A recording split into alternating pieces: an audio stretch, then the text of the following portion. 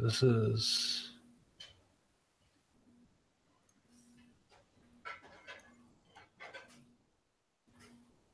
I'm confused. What else is new? Oh, there we go. Okay. Oh, we're live. You gotta start giving me some fucking heads up when we go live, motherfucker. More fun this way. What's up, YouTubes? I'm sharing links. Well, good. When they're all shared, I will share them out and then we can start. I should probably open Audacity, though. Huh? That would help. And the chat room. Well, I need a link to do the chat room. And I don't see links yet. There's one. There's two. Where is... There it is. Okay.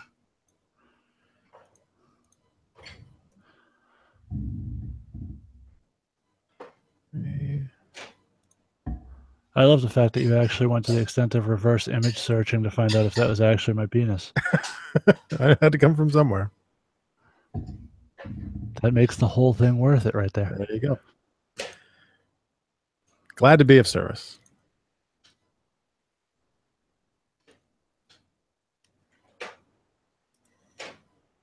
I just realized we're actually live and everyone didn't hear that, heard that whole conversation completely with no context. Out of context.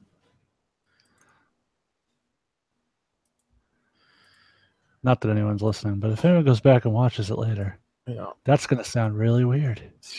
Not that they will, but. Yeah, well, you never know. One of these days I'm just going to whip it out live and then people will be flocking to the YouTubes. You can't reverse image search a video.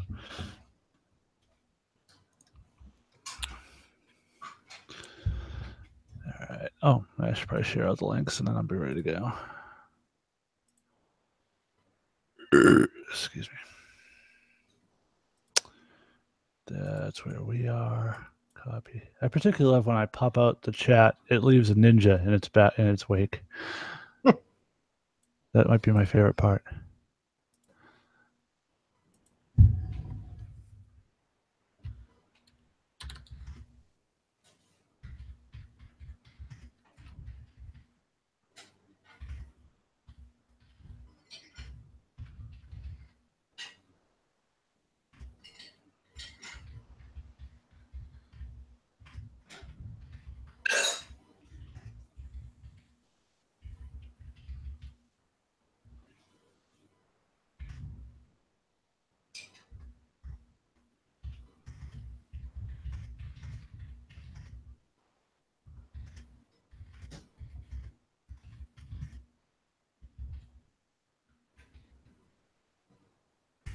Oh, Sal left a voicemail for your discussion topic.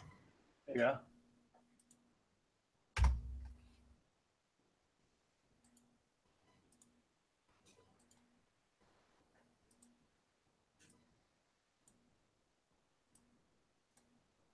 He said he was going to.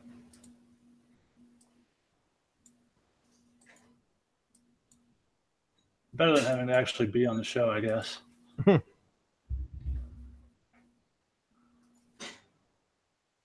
Oh, yeah, I got to do that thing for Vinny. Oh, well. The thing, what, huh? I got a thing I got to record for a friend of mine. I forgot about until just now.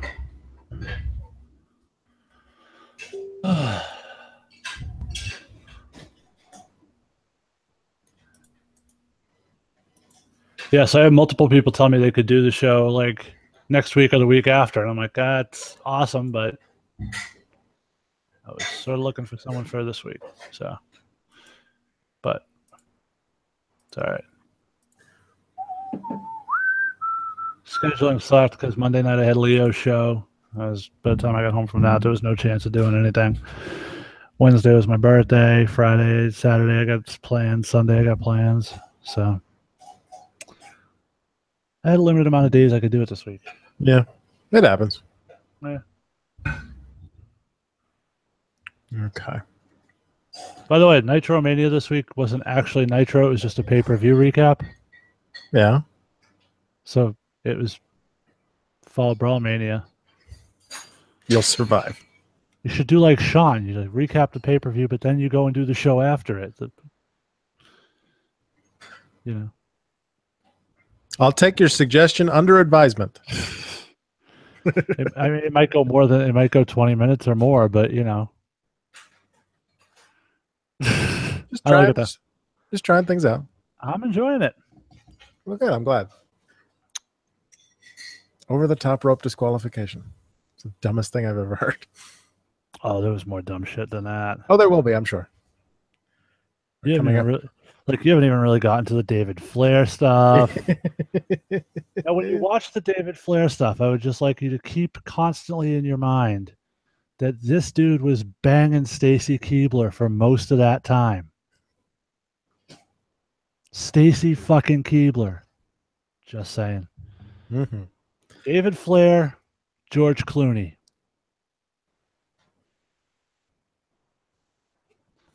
Pull up your socks and let's get ready. Pull up. That is how you know Mean Gene is in his 60s at that point. Pull up your socks. That sounds like it should replace Jacob Goodnight and Good Luck in your closing. I'll just use the audio file. It's only a second long. Pull up your socks and get ready. I assume we're opening the show with I just need to know if that's Jason's dick or not, or something along those lines. Close.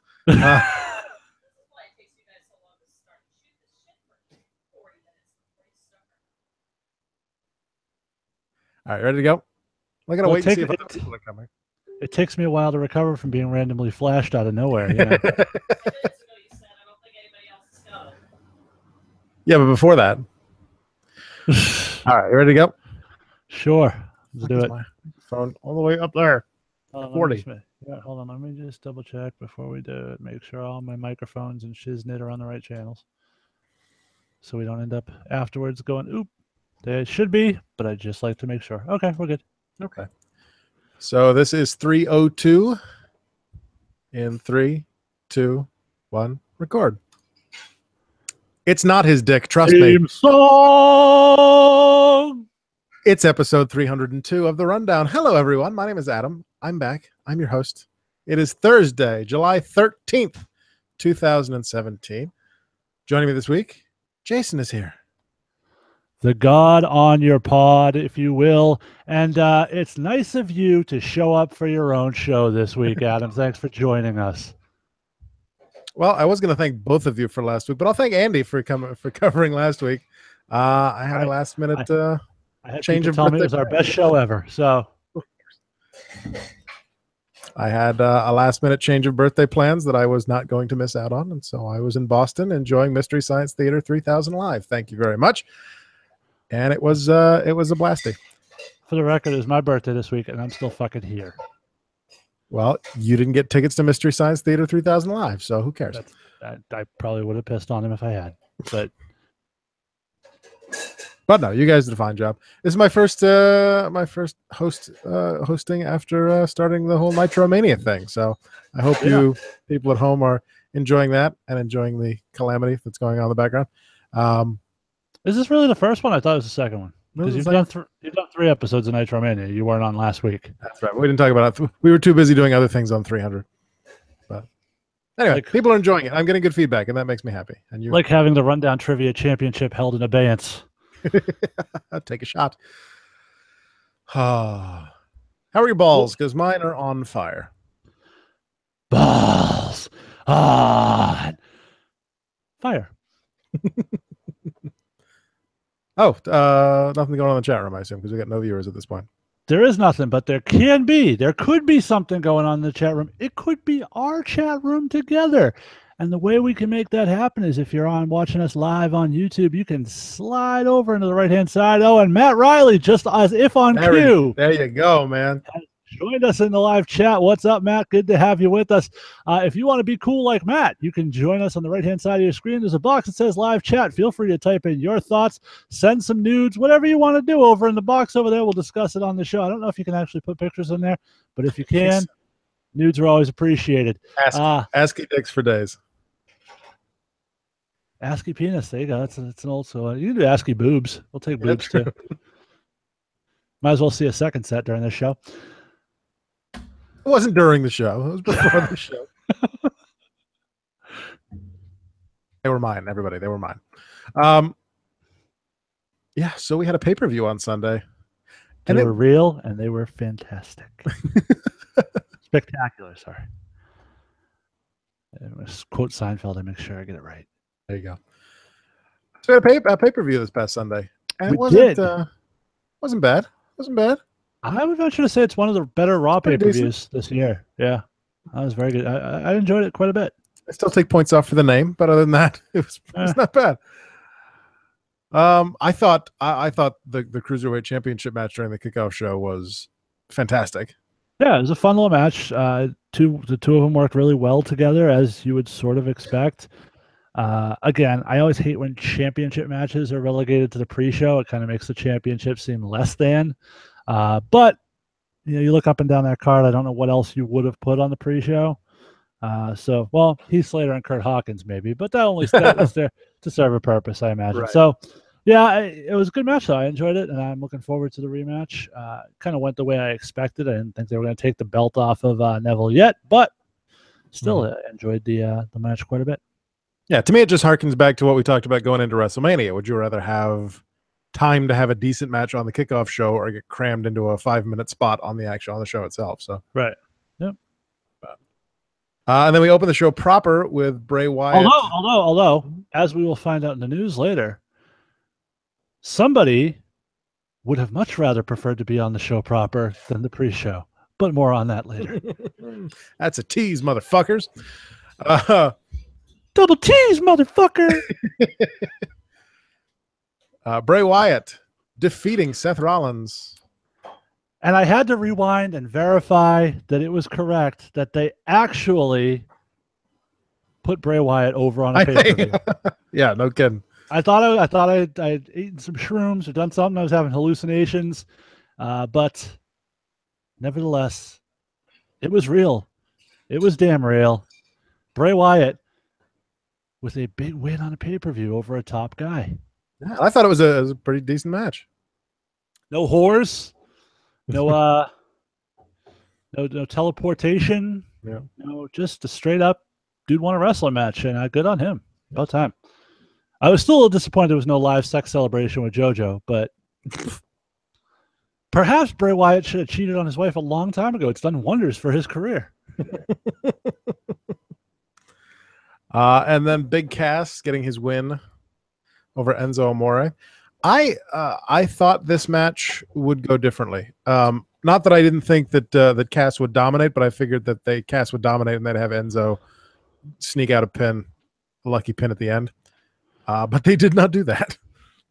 Well, first off, I want to congratulate the WWE for finding the old CD of generic wrestling theme music and giving Cass track number 3. So bad. Yeah, it's just nothing to it, and that was actually a theme this week because we were introduced to another brand new theme song that was actually pretty bad. But we'll get to that later. Yeah, I wasn't a big fan of it. Cass coming down the aisle looking sort of like a flabby Test. Wasn't entirely intimidating. And this has kind of been my thing with Test. I think he's sort of what they call skinny fat. He's not really defined. He's not really huge, but he looks kind of chubby even though he's not. And I enjoy that you just called him Test, I think unintentionally. No, that's what I meant. Flabby Test. That's what he looked like. No, but when you said the thing I enjoyed about Test. Oh, did I? Yeah. Okay. Well, in any event. But yeah, it just speaks to me that it's something that Vince is going to get tired of really quick, and it's a toy that's going to go right back in the toy box, which to me makes the breakup kind of useless if that's the way they end up going with it, because I think there was still money to be made with them as a team, and now I don't know if you can go back to that. Mm-hmm. We can talk about Cass's promo on Raw later. Then we're going to have different opinions on it. But go ahead.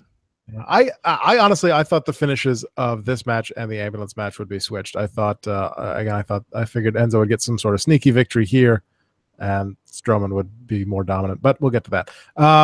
The tag team Iron Man match, first ever tag team Iron Man match for the Raw tag team titles. I like the way they started the match. I like Sheamus getting a point within the first 20 seconds of the match. Look, I'm not a fan of 0007 as a team, but I have to give them credit. They've come up with some very creative spots with these guys. Yeah. I think back to when they won the title and they did the whole gimmick where I think Cesaro distracted somebody thinking they were the legal guy. He jumped out, turned around, and bro kick. I think that's how they won the title at one point. And then this moment at the start of the show were kind of a similar thing. Cesaro distracts him right into the bro kick. 1, 2, 3. Very creative way to get to a quick pin. I like that a lot. Mm-hmm. Yeah, I thought that there was very little tension going into the last spot. I thought with the gimmick of he's getting the pinfall, but the clock is going to run out, because they had told us about a minute and a half prior that if it's a tie, it's a draw, and if it's a draw, the champions retain. So there wasn't even a tease of, he might get sudden death. It was just like, no, if it's tied, then Sheamus and Cesaro are still the champions. Yeah, my biggest problem with it was that for the second pay-per-view in a row, you have Jeff Hardy losing a match by executing an offensive maneuver. Twice in a row. It was stupid the first time. It's idiotic the second time. Given all the punishment he's taken throughout his career and moves he's kicked out of, hitting his own move and hitting it. He didn't miss it. Yeah. Hitting his own move led to him getting pinned for 3 and staying down. It made no sense. I can see what they were trying to do, but there had to be a move in between Hardy getting up and then getting laid back out. There had to be something there, because just having him get pinned right off the swanton was stupid. And I feel like there would have been more drama if that pin hadn't been there, because then that twist of fate pinfall that led to the buzzer going off at the end would have been to break a tie. Right. And I think even winning with a draw may have even worked better for Sheamus and Cesaro as a heel team, maybe. But possibly, but it also, based on what we'll talk about later on Raw, it sort of looks like this might be the end of this story, and they didn't want to end it with a tie. They can't do it. That's true. Matt's going ham on the side over here. So it starts with, God damn it, you took the words out of my mouth. Test, skinny fat, and I'm not the only one who notices it. Glad I'm not the only one that notices. No, I absolutely noticed that, man. I've been saying that for a while. Also said the last time we saw Sheamus get a pin that quick was at WrestleMania with Daniel Bryan. Absolutely. And the fact that the commentators don't even recognize it annoys me. I don't know which part he's talking about, but I don't know what he's talking about, what the commentators missed specifically. But Michael Cole did not have a good night. Making reference to the 18 seconds thing, maybe, is what he was talking about. Yeah, Michael Cole did not have a good night at hashtag WWE Balls. That's the hashtag I used throughout the night, by the way, on the rundown. I think I used the official one maybe twice, and then I double tagged a couple times WWE Balls and WWE GBOF, and I just went WWE Balls from there out. Sasha Banks defeats Alexa Bliss via pinfall, so Bliss retains the title. He said he's talking about Jeff getting pinned with his own move. Yeah, and that's if the announcers bring that up, at least it's a story you can tell. But the completely glossing over it just made it. I don't know. He says, "And I'm drunk, so don't mind me." And Matt, with any luck, I'll be with you in just a couple minutes. So I usually do this show drunk, so I have no idea what the quality is going to be like tonight. We'll see. So does Andy. So and Troy. Mm-hmm. It's a rather drunk podcast when you think about it. Everybody but me and the raccoon. Andy seemed fairly sober last week, though. I don't know. No wine last week. That's good. Maybe it's because he had to do production afterwards. Maybe. Women's Championship match. Sasha Banks defeats Alexa Bliss by you put pinfall here, but it's count out. Sorry. Bliss retains the title. Somewhere. Well, they're wrong too. Yeah. I like that. I like the Alexa Bliss, and I like the count out with her with the shit-eating grin on her face. Yeah. Okay. So this is another one of those mixed bag things for me. First off, the problem with this, all this stuff was great in a vacuum. The problem is in the larger context. The dislocated arm thing, to act like we've never seen it before when we saw it a couple months ago on SmackDown, I think it took away from it a little bit for me. To be fair, that was on SmackDown. This is on Raw. I can see him trying to play it off that way. Oh, come on. Well, okay, fine. Maybe you can make that case. In kayfabe terms, we don't know that Michael Cole produces fucking the announcers on SmackDown, but whatever. But let's go over and above that.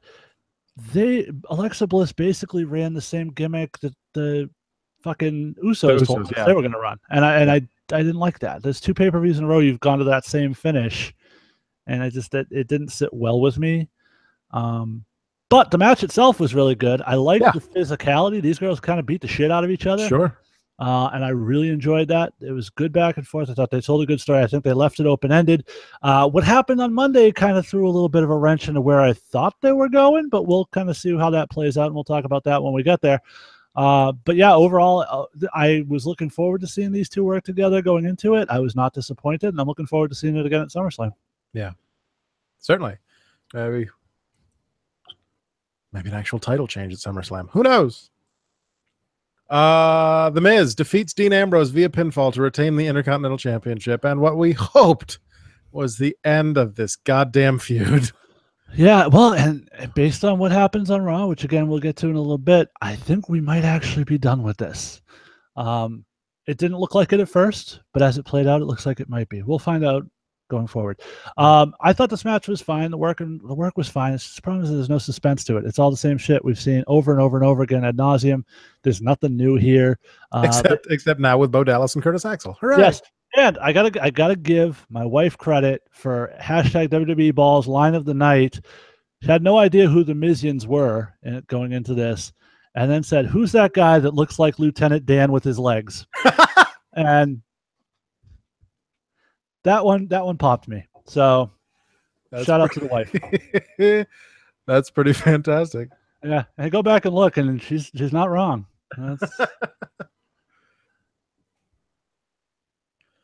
I think my wife's comment was, "Why is Curtis Axel all dressed up when Bo Dallas looks like some Bon Jovi wannabe?"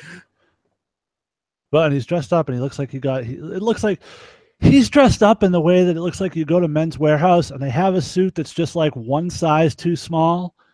So you go like, I can fucking pull this off. You can't. It's a little tight there, Curtis. Maybe next size up a little bit, or I don't know. But the ambulance match, Braun Strowman, Roman Reigns, and its aftermath. Yeah.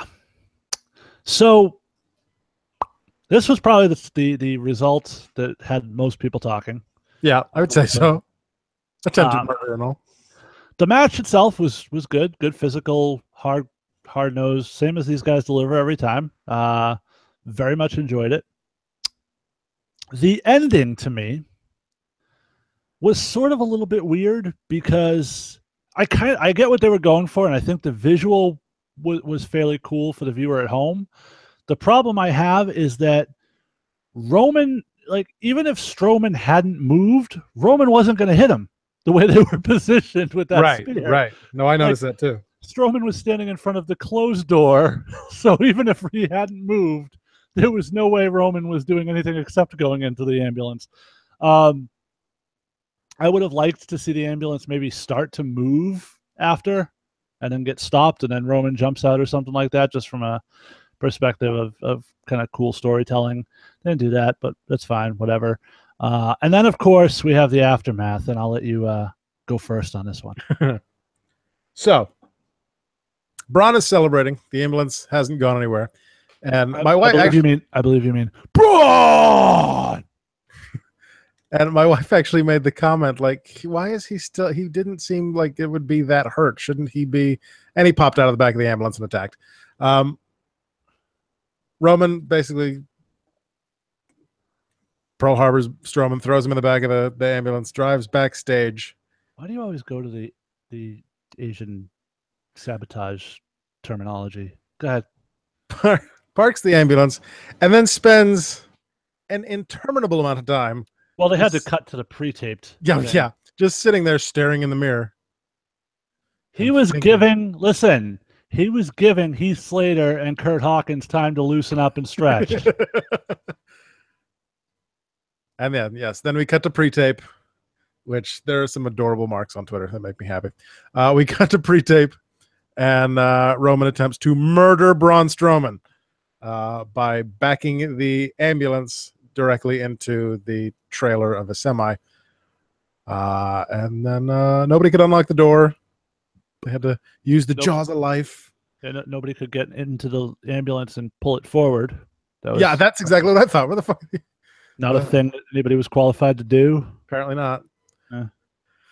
Kurt Angle gives us some of the best face of the night. Yes, the facials by Kurt Angle were amazing in this segment, and that continued over on Raw too, which we'll talk about later. Amazing. Yeah, we get a rando. I said Kurt Hawkins again. Jamie Noble. Kurt Hawkins versus Jamie Noble. Shut up. We get a random Kurt Hawkins versus Heath Slater match that Heath Slater wins off screen. Yes. So that they can load Braun back into the back of they can bloody him up and load him back into the back of the ambulance. And then he crawls out and under his own power hobbles away. Which I thought would have been a great way to end the show, but we had to go to the Universal title match after that. But yeah, we had the recurring theme on hashtag WWE Balls of blood. It was a very bloody pay-per-view. There was a lot of we didn't even touch on Hardy getting all fucked up. Oh jeez.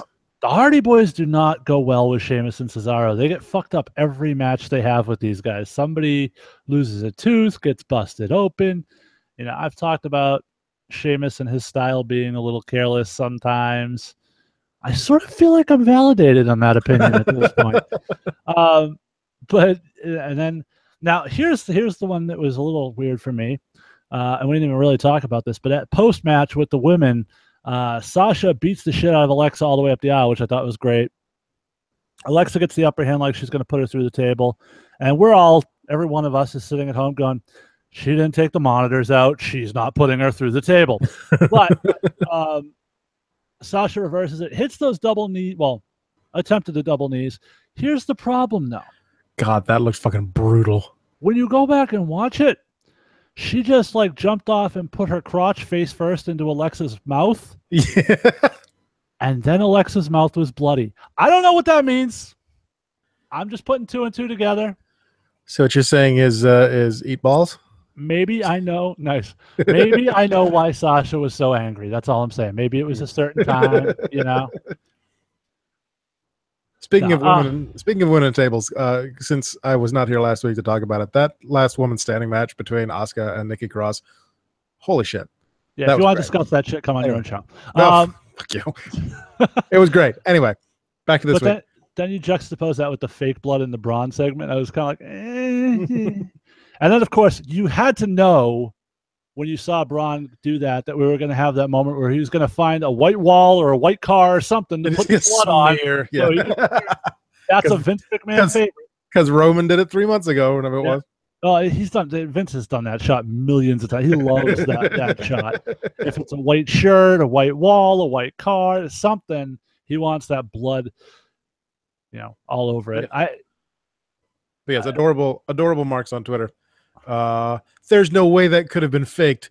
Could have killed Strowman. With the reply, I think it's scripted, but not like that. So Roman went off script, I hope. To which I replied, "You're both just adorable." Yes.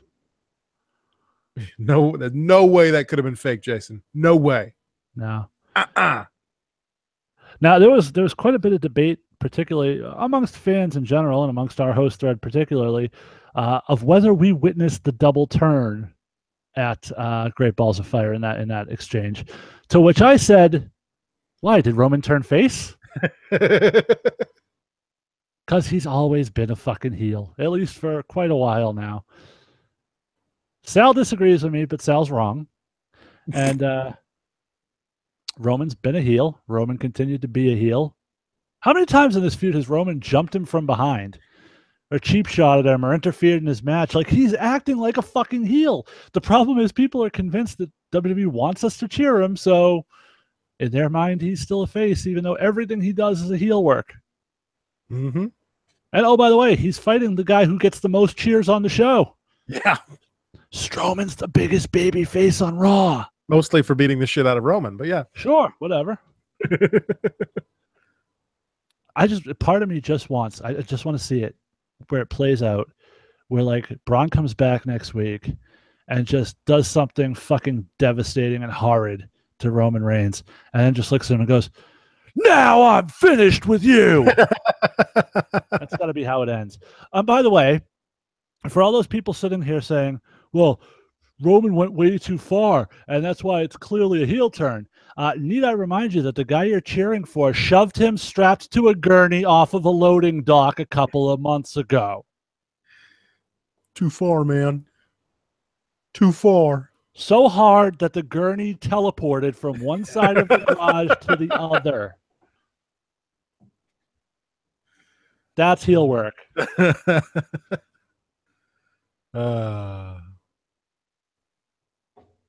Good stuff. So then we had our Universal Championship match. Brock Lesnar defeats Samoa Joe by pinfall. This is another polarizing match. A lot of people had differing opinions on this one. I enjoyed the part where Samoa Joe kicked the crap out of him. I enjoyed that part. Yeah, so let's just say in the past, Brock hasn't been so generous with his opponents. Yeah. He let Joe look like a fucking rock star in that match. Absolutely. So hats off to Brock, first off. I thought, and he sold like a motherfucker in this match. He really did. Hats off to Joe, because Joe's just fucking amazing. He's taken the ball that he's been handed, the opportunity he's gotten. He's absolutely run with it to the point where I think he's going to end up in the main event of SummerSlam. Time will tell for sure, but I sort of feel like that's where we're going with that. It's into a fatal four-way, but again, we'll get into it. In terms of this match, I don't have a problem that it was short, because I sort of feel like when they do these matches that have these real fight feels to them, real fights are short. Right. Typically, guys take that kind of punishment, and they can't fight like that for very long. Right. The only thing, if I had to nitpick one little thing, the only criticism I would say would be that I would have preferred a situation where Joe kicks out of the F5 the first time, gets a second one, and then gets pinned. I would have liked to see that. But the flip side to that, and I understand what they were doing, is that you can make a case for Joe saying that it was a fluke. You know, I had you choked out, one stupid lapse in moment in time, and you got the F5 and beat me. It was a fluke. I dominated you the whole match. So they left themselves the door to do that. Joe just needs about another inch and a half on his arms to actually get the coquina fully locked in around Brock's fucking thumb head. But Coco Sean on the side says, I would grace you with my presence in the comment section for the entire episode, but you don't deserve shit. And we'll get to that later too. Yep. Well played, Coco. Brock's a fan of swearing on live TV. Piss! We'll care about your fucking kids. It's one of those things that it adds to the kind of aura of Brock Lesnar, that I don't give a shit, I'll do whatever I want kind of thing. Mm-hmm. Yeah, I thought it was an all right match. Brock Lesnar, when he's on offense, just bores the shit out of me now. It's just, I don't know. Oh, a suplex. I'll bet you watching Brock Lesnar's 2 moves of doom, I bet everybody's really yearning for the 5 moves of doom of John Cena, aren't they? No kidding. Do you want to start with Cena? We can start with Cena. I'm happy to start with Cena. Oh my God, July 4th, we get a U.S. Open Challenge from AJ Styles. I don't know where he got that idea from, but it's a good idea. It's a great idea. And Cena answers the open challenge. They tease us with a really fun match to open SmackDown, and then immediately have a promo lead to a Teddy Long main event. But holla, holla, holla. My wife, when Cena came out, my wife was like, they're going to have him lose the belt immediately. Oh, by the way, AJ Styles won the U.S. title at MSG this weekend. Yeah, that was another item on our bit here. I guess probably we should start with that, given that happened first, right? Sequentially, because AJ Styles can't have a U.S. Open Challenge if he's not the U.S. champion. I thought very interesting. Obviously, anytime they switch a title at a house show, I think you get to the debate of why would they do that. I think it was particularly striking when you throw in the juxtaposition of the fact that the week before they had just had AJ win a battle royal to earn an opportunity at a pay-per-view down the road. Yeah. And part of me just says it was Madison Square Garden. So sure, but Madison Square Garden is one of those events they do all the time that's going to sell out no matter what. Wow. This isn't. But again, title match, title change, you can't sell tickets for anyway because people don't know what's going to happen at a house show. Yeah, it's fine. You gotta go to the live events. You never know what's gonna happen. Yeah, I have no objections to it. I thought it's kind of cool. It's just in terms of the story, and then they'll go back and probably put the title back on Owens at the pay-per-view would be my guess. So I can give AJ a little bit of a run with it. And plus, we get more angry Kevin now. Yeah, and the fact that they didn't change the new face of America, Tron, or any of that stuff leads me to believe he's getting the belt back soon. They just don't want to put in the work on the graphics. Still refuses to step on his own face. Still amazing, but completely. Yeah, and then we went to SmackDown where, as you mentioned, Styles was going to do the U.S. Open Challenge. Of course, Cena accepted it. The whole time Cena's coming down, I'm like, all right, when's Kevin Owens coming down to interrupt before the match starts? Yeah. And that's exactly what happened. And then, of course, Rusev jumped him. And then, as you mentioned, we get the Teddy Long special. The match was fine. Yeah. It was your typical, these two faces teaming up to take on the two heels that they'll be fighting at the pay-per-view. Same crap we always see. It was kind of cool to see Cena and AJ as a team. But other than that, they've already made a T-shirt. I was not gonna set on fire. Yeah, there wasn't much for the main event. It was just a typical, hey, here's these guys. They're all doing things at the pay-per-view, presumably. So we're just gonna shove everybody together all at once. Right. Boy, howdy. I sure can't wait for that flag match.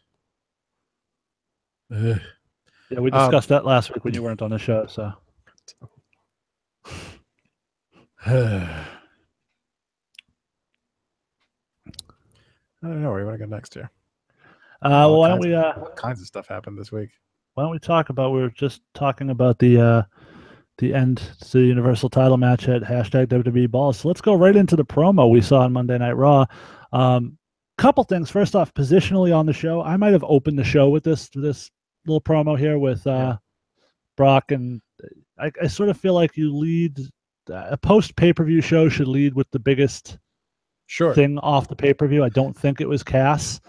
Yeah. What was it, me, or did they spend the entire? I mean, they teased it in the afternoon on the app, and then they teased it throughout the show. Braun Strowman update, and then the Braun Strowman update was Kurt Angle saying nobody's seen him. Did I miss something else? Not that I saw.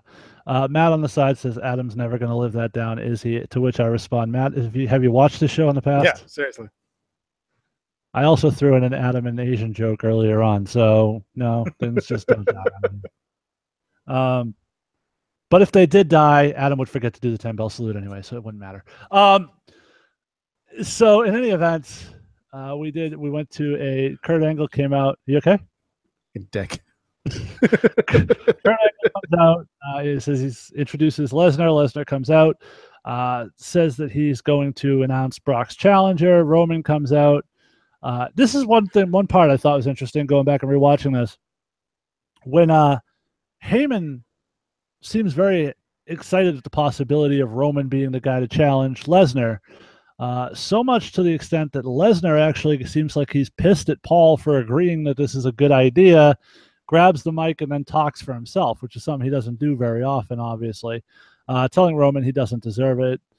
Of course, this leads to Joe coming out, Joe staking his claim, and then this is part of the whole Roman and Brock and Joe thing, is that it feels like there's a real element to it, like these guys don't like each other. Now it's not true. Apparently Brock was actually very pleased with the match Joe gave him at the pay-per-view, which might be why he ends up in the main event at SummerSlam.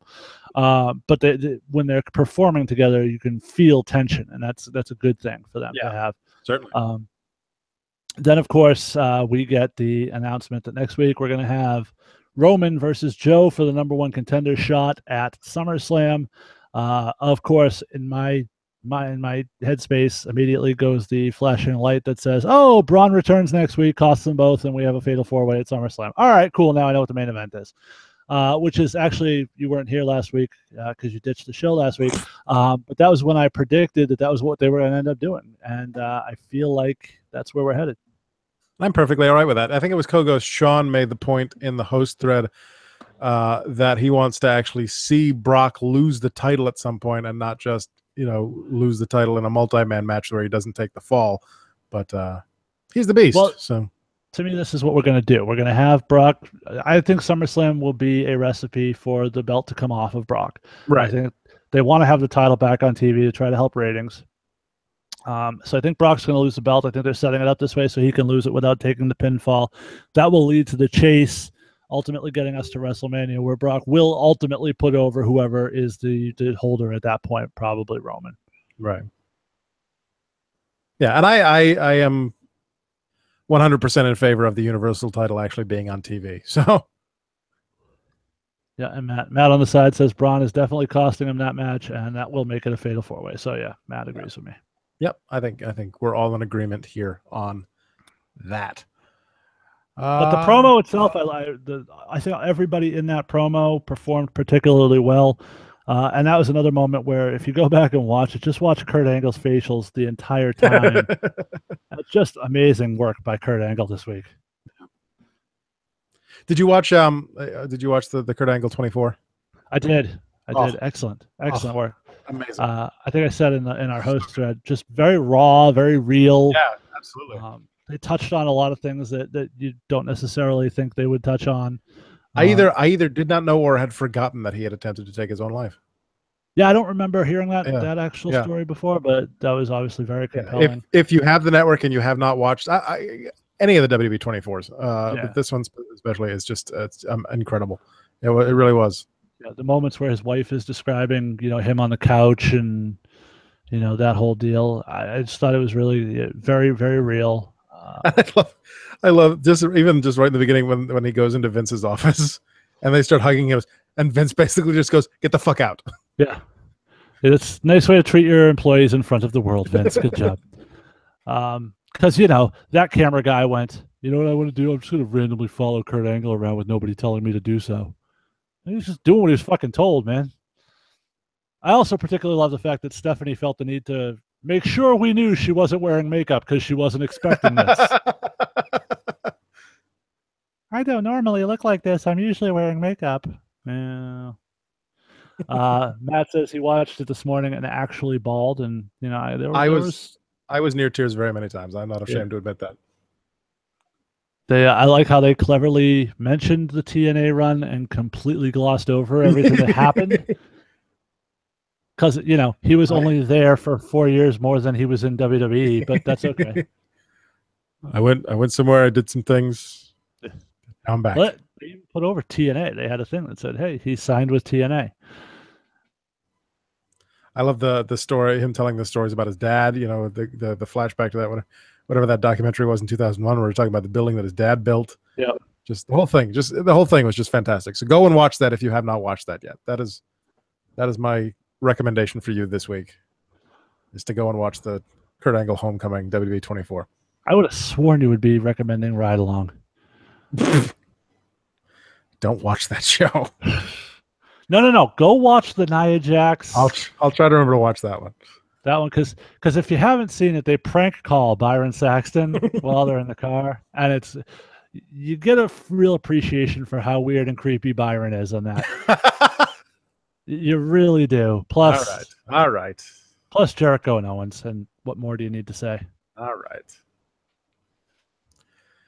Okay, now we're completely off topic, talking about Kurt Angle's facials. What else do we got here? Let's talk about the fact that it looks like we got a very broken promo from the Hardys on Raw. Complete. They were certainly throwing in some keywords, weren't they? They'll fade away and classify themselves as obsolete. Yeah. Matt was doing what Matt always does, but this was the first time we really saw Jeff kind of dip his toes into the hinting towards the characters, which I thought was interesting.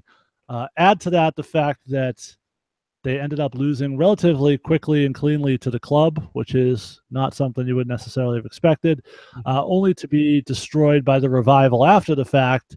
All signs to me point to them this being how we get to Broken somehow. Fuck the Revival? No, I love the Revival. I don't know what that's about. Some Ring of Honor thing.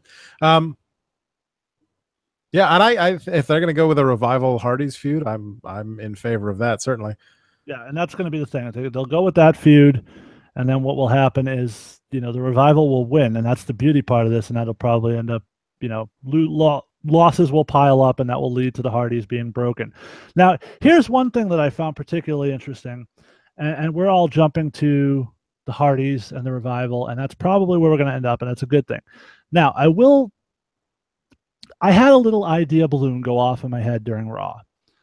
And I don't know if you caught this, particularly after the Hardys, the match, because prior to their match, Finn Balor is leaving as they're coming out, and they stopped and shake hands, and then Finn continues. And it seemed very odd in contact, just out of what was going on. And then you realize, well, yeah, except then you realize that the next group out is the club. And then I start to wonder, wait a second, is Finn going to come back and cost the Hardys this match and reform the club? And I'm still thinking that might have been a breadcrumb for that. Mm. I know you don't follow All Japan, but Balor was the leader of the Bullet Club over there before AJ showed up. So as soon as Finn left, AJ was basically AJ's first show was Finn's last show. There you go. So he has as much of a connection to Gallows and Anderson, if not more so than AJ does. So that would make a ton of sense. But it just seems like his thing still says Balor Club. So yeah, it just seemed like one of those breadcrumbs that they sort of dropped. Although they haven't called Gallows and Anderson the club since they separated in the Superstar in the draft. But yeah, well, and it came on the heels of the Elias Sampson versus Finn Balor match. What were your thoughts on that one? Well, I don't remember much of it, so is it? But I don't think it was a squash. No, but Finn did win convincingly. My wife did ask me a couple of times if Elias Sampson was Damian Sandow. I said no, but I can kind of see where you get that. I don't see that. Yeah. It was just the hair, maybe. I don't know. Maybe I don't know. Jack Sandow could be. We also, let's see, what else did we have this week worth discussing? We had the women's Fatal 5-Way announced on SmackDown. Yeah. To determine the number one contender. That'll take place at Battleground to determine the number one contender. So for the second pay-per-view, we have the champion without a legitimate challenger at the pay-per-view, because I don't think anyone thought Lana was a legitimate challenger. Right. The only woman left on the roster who could fight her at that pay-per-view would be Carmella, which doesn't make any sense with Carmella having the Money in the Bank shot. And oh, by the way, aren't we just coming off a pay-per-view with a multi-woman match to sort of determine who the next contender was going to be? Granted, Money in the Bank isn't a direct number one contenders match, but it's sort of along those lines. Right. And it just seemed really kind of... Yeah, no, I spent that just watching that whole thing where they announced, or Shane comes out with that announcement. I was just sitting here going, they don't know what they're doing right now with the women on SmackDown. Other than, well, I think they're just trying to expose, probably poor choice of words, get them all as much exposure as possible. Which is fine, but I will give Naomi credit. The glowed up women's championship does look better now that she's also colored up the back plate, so you can actually see the WWF logo and not just the one spot between the two W's. Still not a huge fan of it, but it's better than it was. I think it's kind of cool. I always like it, something differentiates it from my biggest problem with those belts is that they all look the same at this point. There's nothing that separates them, and she's found a little niche that makes hers different than everybody else's. And you can sit here and talk to me all day about fucking side plates. I can't see the side plates when they're walking to the ring. I don't give a shit. Yeah. I think now that they've done the back plate in the WWE, you can actually see the WWE logo, which I think was the biggest problem with the way it was done the first, where it was just so it's W. I think it does look better now than it did before. I'm still not a huge fan of it. Maybe I'll grow to like it, but it does look better now than it did on the first week that it appeared. It's lit, Adam. It's lit. It is. Literally. All right, so let's do this, because this is not necessarily something we do all the time, but let's talk for a second about 205 Live this week. And we're talking about this way earlier than we typically do. And the only reason I'm going to do that at this particular point is that there was a match on there that I really enjoyed, and it was Cedric Alexander and Noam Dar in an I Quit match. Absolutely. It was a great match. If you haven't seen this match, I would advise you against your better judgment, turn on 205 Live and check this one out because it was actually worth it. I thought the match was really good. I thought they were very physical. They told a really good story. It was really a perfect way to blow off this storyline altogether. Yeah. And the ending was just fabulous, where he's hitting it. He's got his hand in the chair. He keeps hitting it. Do you want to quit? No. And then he just looks at me. He's like, "This is your last chance. Do you want, just do it?" No. And then he just proceeds to wail the shit out of it. Stomp the shit out of the chair. Yeah. Yeah. And it was just great. I thought it was absolutely. Cedric looked like a boss. And then, of course, immediately following that, did we just turn Alicia Fox face again? Is that what happened? I don't know. The Alicia Fox championship is currently vacant. Yeah, it was vacated by Noam Dar. He kicked her to the curb. Smathers on the side. What up, Smathers? Smathers says, started awfully early tonight. Yeah, Adam just went, fuck it. I'm going to change the schedule on everybody. It's 8:45. All right. You can't please anybody. No, I love that. I love that I Quit match. I thought it was fantastic. By the way, boys and girls, Adam's going to be changing the day of the week coming up soon, so stay tuned. Beginning of August, yes. Other commitments. I could just not be on the show every week. That apparently makes it better. Well, Andy and I have a natural chemistry. I don't know what to tell you. Oh yeah, the spot with the fingers in the turnbuckle just looked so great. Yeah. So great. Yeah, the whole match was great. I would definitely encourage you to go back and check it out. It's definitely worth the view. Speaking of things that are worth the view, Maurice. You're in my wheelhouse now, pal. All right. And the Mrs. God damn, that dress was fucking amazing. She looked like $1 million in there. I enjoyed the hell out of the Mrs. I'm not gonna lie. I enjoyed. I think to me my favorite part was Maurice getting her Mizzy, because she legitimately played it off like she fake cried, did the whole deal. I think my favorite part was when it was the crowd chanting "You deserve it" to Bo Dallas and Curtis Axel. Yeah, that was great too. And then, of course, Dean Ambrose, as he's wont to do, shows up and ruins all the good time everybody else is having.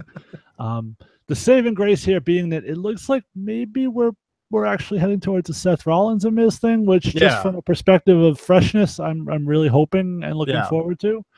It was weird though. Dean Ambrose comes out, gets attacked. Seth comes out to make the save, and then later Dean yells at Seth for trying to make the save, and then has to come out and make the save for Seth during the main event. I think it wasn't coming out so much to make the save for Seth as he was just to get his hands on Miz and the other guys, and that's the storytelling mechanism they're going with on that one. Yeah. But I don't know. I just thought it was weird that Dean would yell at him for that. No, actually, that was a touch I actually enjoyed, because all too often it's, okay, well, you did this horrible fucking thing to me, but now you're a good guy, so we'll be best friends again, and then we'll forget everything that ever happened. And in this case, Ambrose is like, no, you were a fucking dick to me. I don't want to hang out with you. I don't want to fucking talk. Leave me alone.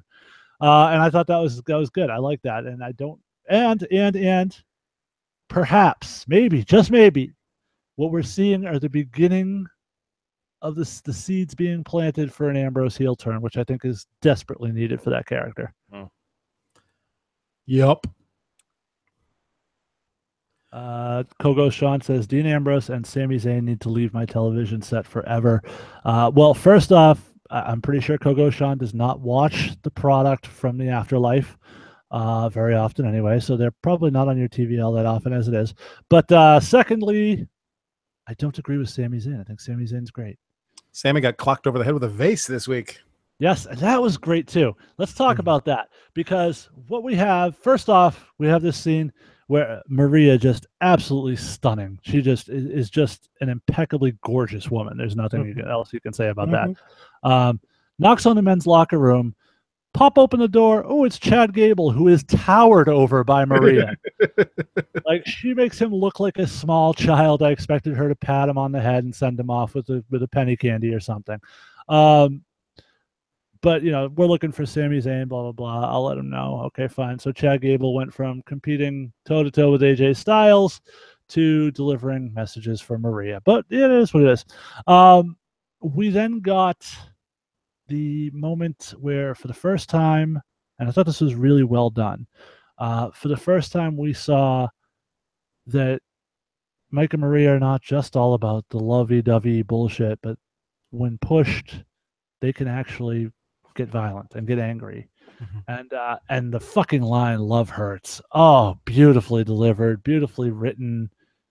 Just excellent. I really enjoyed it. I enjoyed that whole segment, and I'm looking forward to Mike and Sammy, because I think Sammy can get the best match out of Mike. Mike's a great worker anyway, but I think Sammy and him are going to have really good chemistry in there. Yeah, that's probably. They think that's a Battleground. I would assume. I would think, yeah. Yeah. What else did we get announced for Battleground this week? There's something else.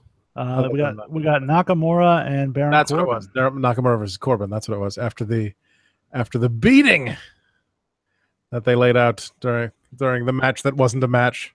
Yeah, was there anyone that actually thought we were going to get a real match out of this? Yeah. It was painfully obvious this was just filler to get us to the pay-per-view. And so they're actually giving us a first-time ever match on the pay-per-view.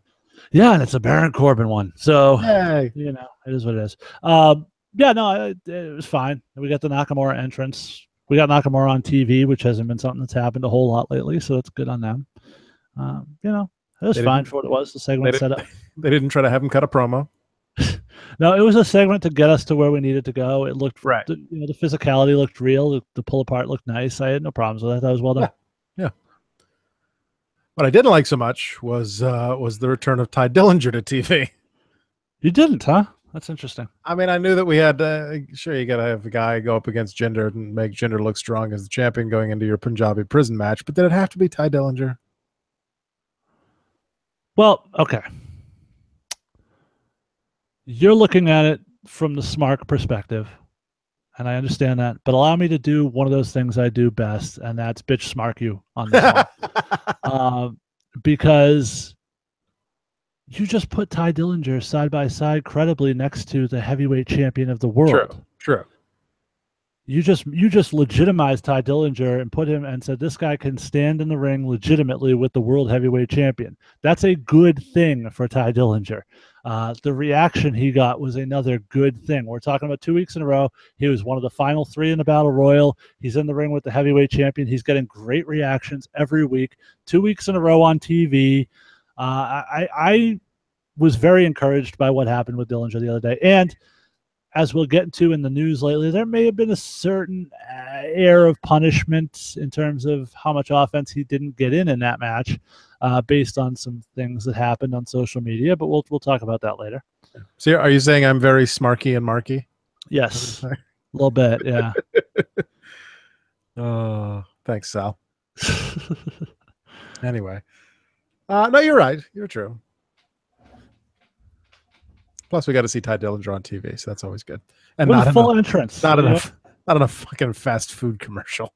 Yeah, he didn't get and also in the ring entrance either. True. He got the full entrance. He got the reaction from the crowd.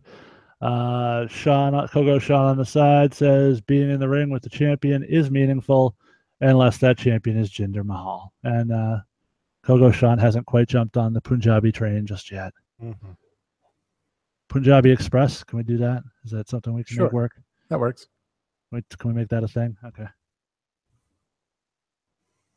It's an Indian fast food restaurant. It's an express train out of your ass. What else do we have? Okay, so you touched on this earlier, but you did not like Big Cass's promo on Raw. Not the content of it. The content of it was fine. Also, I don't know if this happened on yours, but on my feed, I don't know if it was just something that was there a random jump cut in the beginning. I don't recall. My TV. I wasn't watching it live this week, so I don't. Anyway, I don't know if maybe he swore something, but I just thought it was very obvious to me that he was not 100% comfortable out there by himself. Some of his delivery seemed a little hesitant. The looking around for reaction after delivering lines, I noticed a couple times. It didn't. The content of the promo was fine. I think it was good to establish him as a bad guy, saying I'm going to be the WWE champion someday, and you're not going to hold me down anymore, and all that. But just the delivery of it just felt kind of something rang untrue about it to me. All right, well, I'm going to go in the exact opposite because I really enjoyed the promo. I thought it was really good. And I think here's the trick. A lot of people are still looking at Cass or Test, whatever you want to call him, and saying to themselves, and sort of thrown off by the fact that he's not out there cutting the jokey promo, that he's actually cutting a good, legitimate heel promo where he's not trying to be funny and he's trying to convey seriousness and anger and you know, evil intentions. I thought all that came across. I thought it was really well done, really well. I thought it was exactly the type of promo Cass needed. I could have done without the Big Show coming out because I can always do without the Big Show coming out at this point. Very true. But I did sort of like the Haas fight they had, if you will, just two giant guys tearing into each other. Some of the shots were a little less than convincing, but you know, sometimes in those moments that happens. Yeah. Matt on the side says he would rather be on the Jinder Mahal train than have a one-way ticket to Viperville, and we'll discuss our number one contender for the WWE Championship later on in our news section. And Smathers says, I'm going to petition to make Punjabi defined as getting a handy under the table at an Indian restaurant. I feel like that's sort of racist, but I don't know for sure. I think we're in that gray area. Yeah, Punjabi already has it. Maybe you can get Punjabi Express defined as that. Yeah, Punjabi, that would be okay. Fair enough. I just think they could not have telegraphed where they were going more than when Cass was like, I am the biggest competitor here. Oh, well, here comes the Big Show. Yeah, didn't bother me. But no, like I said, the content of the promo was fine. Just the delivery felt a little off to me. And it could have just, like I said, it could have just been nerves. But I felt like he was delivering his lines. He was delivering, you know, the one-liners that they gave him and then looking for some kind of crowd response to be like, oh, did that go good? Was that a good one? Did I get him? You mean like everybody else on the roster does? No, see, I liked the content. I thought the delivery was good and believable and credible. So we just had different perceptions of that. The looking around didn't bother me. How often do you see the other guys stop and pause for a moment and let the audience soak in what they're saying? I see that all the time. That doesn't. Yeah, but I don't know. It felt different to me. Again, I think a lot of it comes from the fact that you're not used to this guy doing this kind of thing, and you know it looks awkward because you're so used to seeing him do one thing and he's not doing that anymore. He's doing something completely different. Right.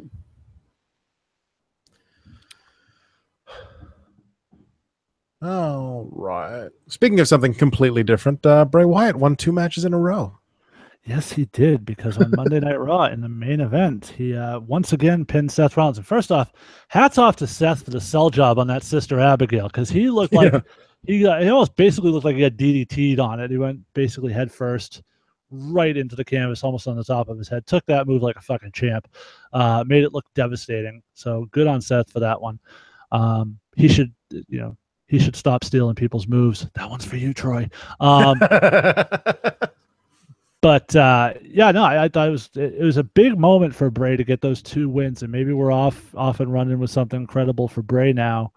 But I also think that maybe it's time we give some serious consideration to a real face run for Bray Wyatt, because I think it might help him now that he's all by himself. Well, him and JoJo.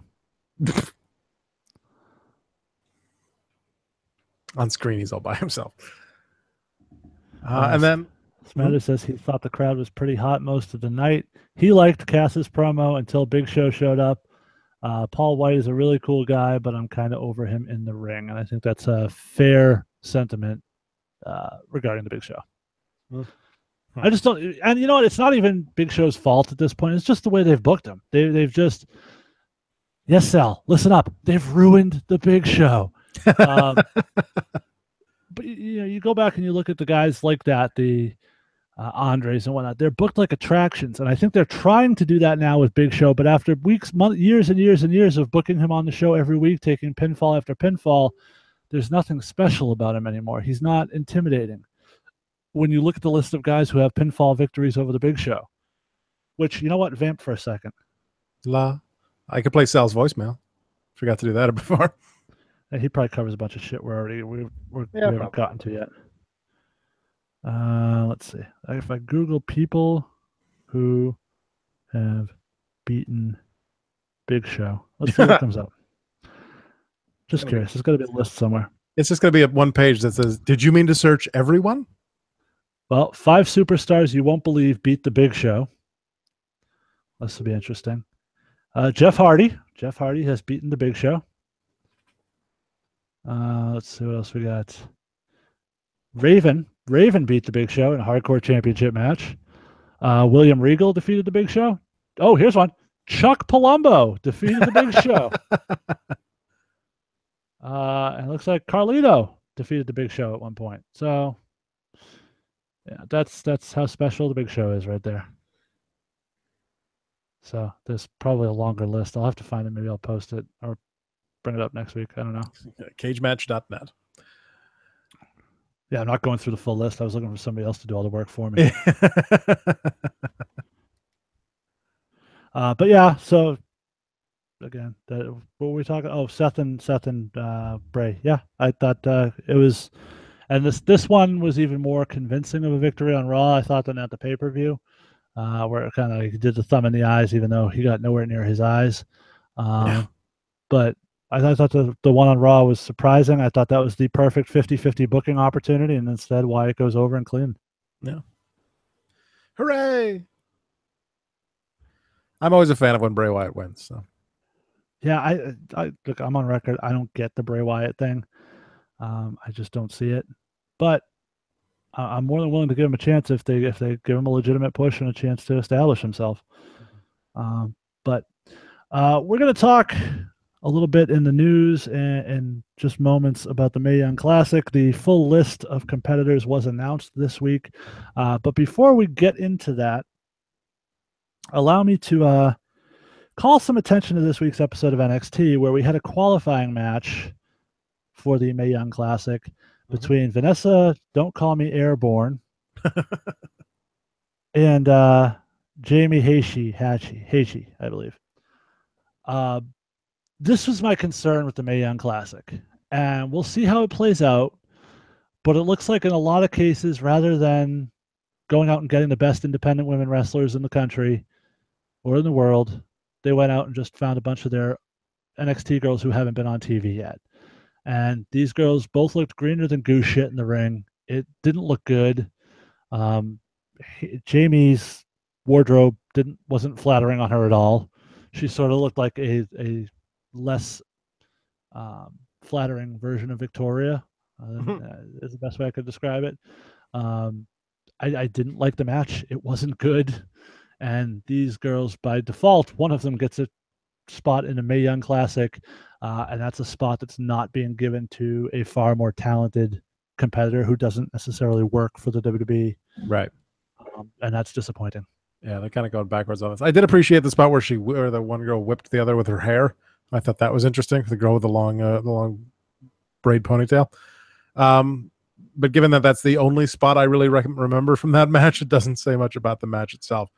But yeah, my concern is not for the match. My concern is that what this tells us about the absolutely. tournament. No, it tells us the seriousness that they're taking this tournament with, and that's frightening. They've absolutely taken a step back from the aura that surrounded the Cruiserweight Classic, and it is a little disappointing, absolutely, because the Cruiserweight Classic was done so well, and the came off with such high praise that they have now completely wasted on 205 Live.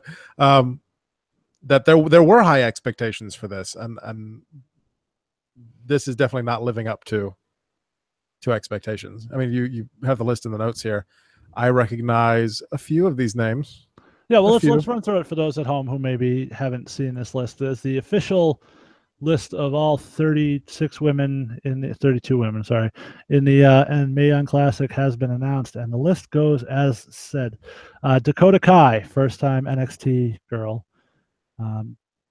Serena Deeb, so some of you may remember from the CM Punk led Fuck CM Punk Straight Edge Society back in the day. Vanessa Bourne, who we just talked about. Lee, Rachel Evers, who is Rachel Ellering. Sage Beckett, Kaylee Ray, Tessa Blanchard, very accomplished woman.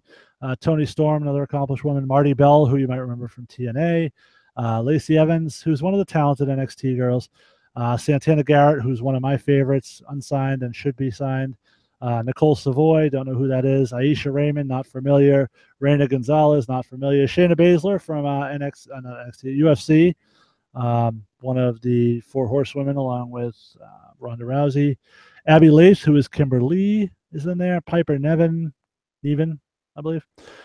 Zeta, Rhea Ripley, Kavita Devi, who's another one of the NXT girls. Sarah Logan, Crazy Mary Dobson. Bianca Belair, another NXT girl. Candice LeRae. Mia Yim, who you might remember as Jade from TNA. Miranda Salinas. Renee Michelle.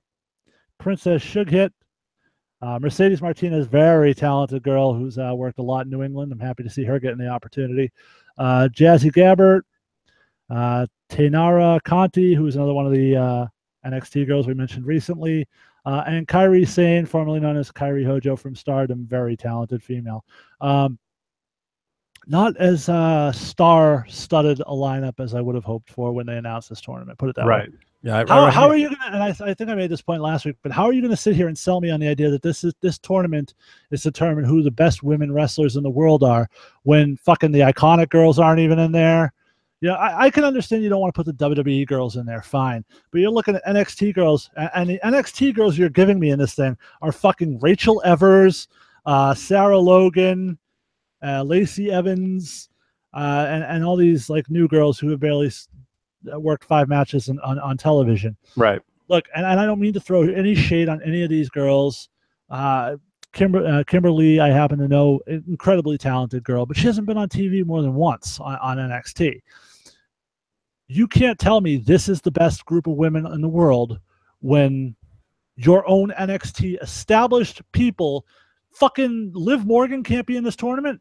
She's been in NXT championship matches. She can't get a fucking spot in this tournament. The Iconic girls, you're not using them on NXT. You might as well use them in this tournament. Nope, can't do that. It's just the list of people that they should be even this tournament would have been a great device to get I forget the name, Sonya Deville over, the former Daria Baronato. Sure. Her tough ass UFC gimmick would have been great in there with Shayna Baszler. Sure.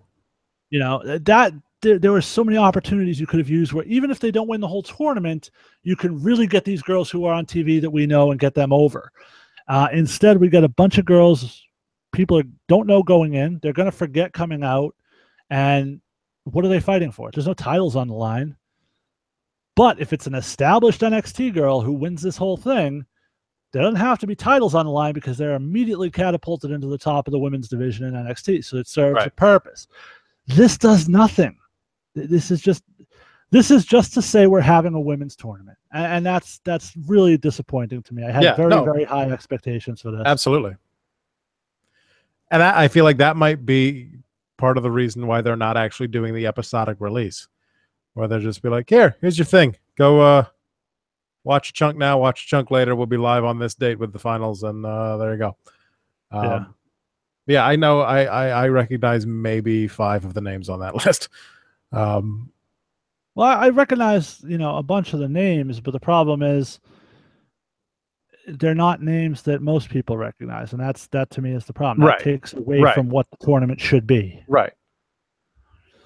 I mean, even throw Ruby Riott in there. They did that thing on NXT this week where she was, she got an Ember Moon's face, be like, "Hey, it's my fucking turn." Yeah, absolutely. Or set this thing to air before SummerSlam and make it for the shot at TakeOver. Right. At the pay-per-view. Yeah. And have Ember Moon in there, and Ember Moon wins it. Add some stakes to it, because right now there's nothing attached to it except saying you're the best woman in the world who, when you don't include the best women in the world.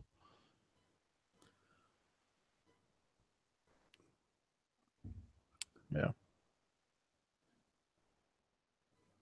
I can't tell if Sal is commenting on this via text message or on what Troy is talking about. Anyway. Yeah. I'm not, and like I said, I probably won't end up watching this tournament as much as I watch the NXT, the CWC. How are we going to do this podcast then? Troy can come on and give us all spoilers. I think you know what, I'm gonna see if I can make that happen, at least on my end. I think that would make for an interesting podcast. That might be fun. Speaking of the women, though, they did your favorite thing on Raw, where Bailey pinned the. I don't have women's as much of champion. a problem with it when it happens in a tag match. It's a Yeah. little bit, it's a little bit different. It's still not. I'm still not a huge fan of it. I don't like champions to lose in general until they lose titles. But but it was a little weird because I fully expected Sasha's going to get the pin here. That's going to give her a credible reason to go to SummerSlam. But Bailey getting the pin leads me to believe maybe we're looking at a triple threat or a four-way or something, which would be a little bit of a let the wind out of the sails a little bit, because I was sort of looking forward after the way they ended the pay-per-view to a Sasha and Alexa rematch. Right. And if they go with the multi-person match, do we finally get a Sasha Bailey thing, or because it's in Brooklyn? We know those two have history in that building, so they're super happy best friends at this point. Yeah, they're introducing each other and everything. So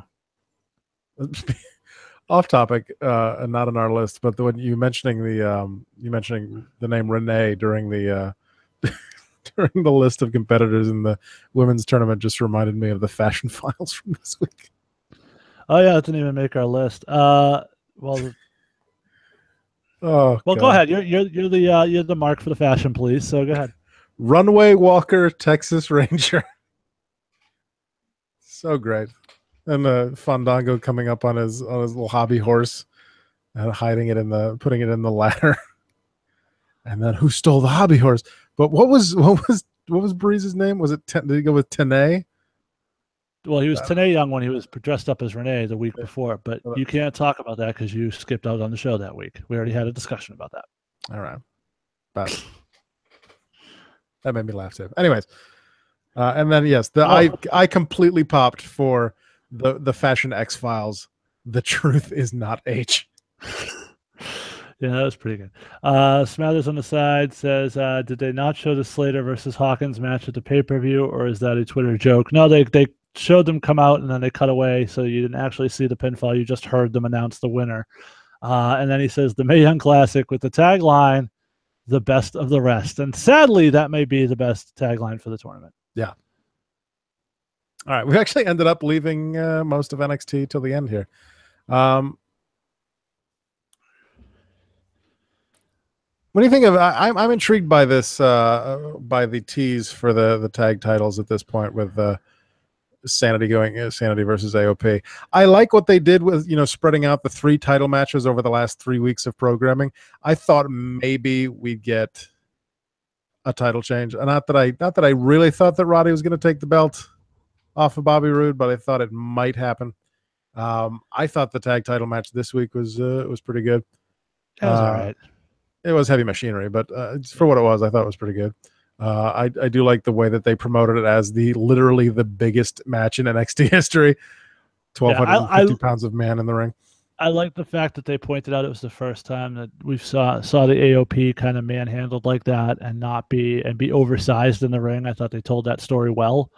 Are we to buy AOP as the faces now in this feud with Sanity? Yeah, that's the thing. Is I don't even know where.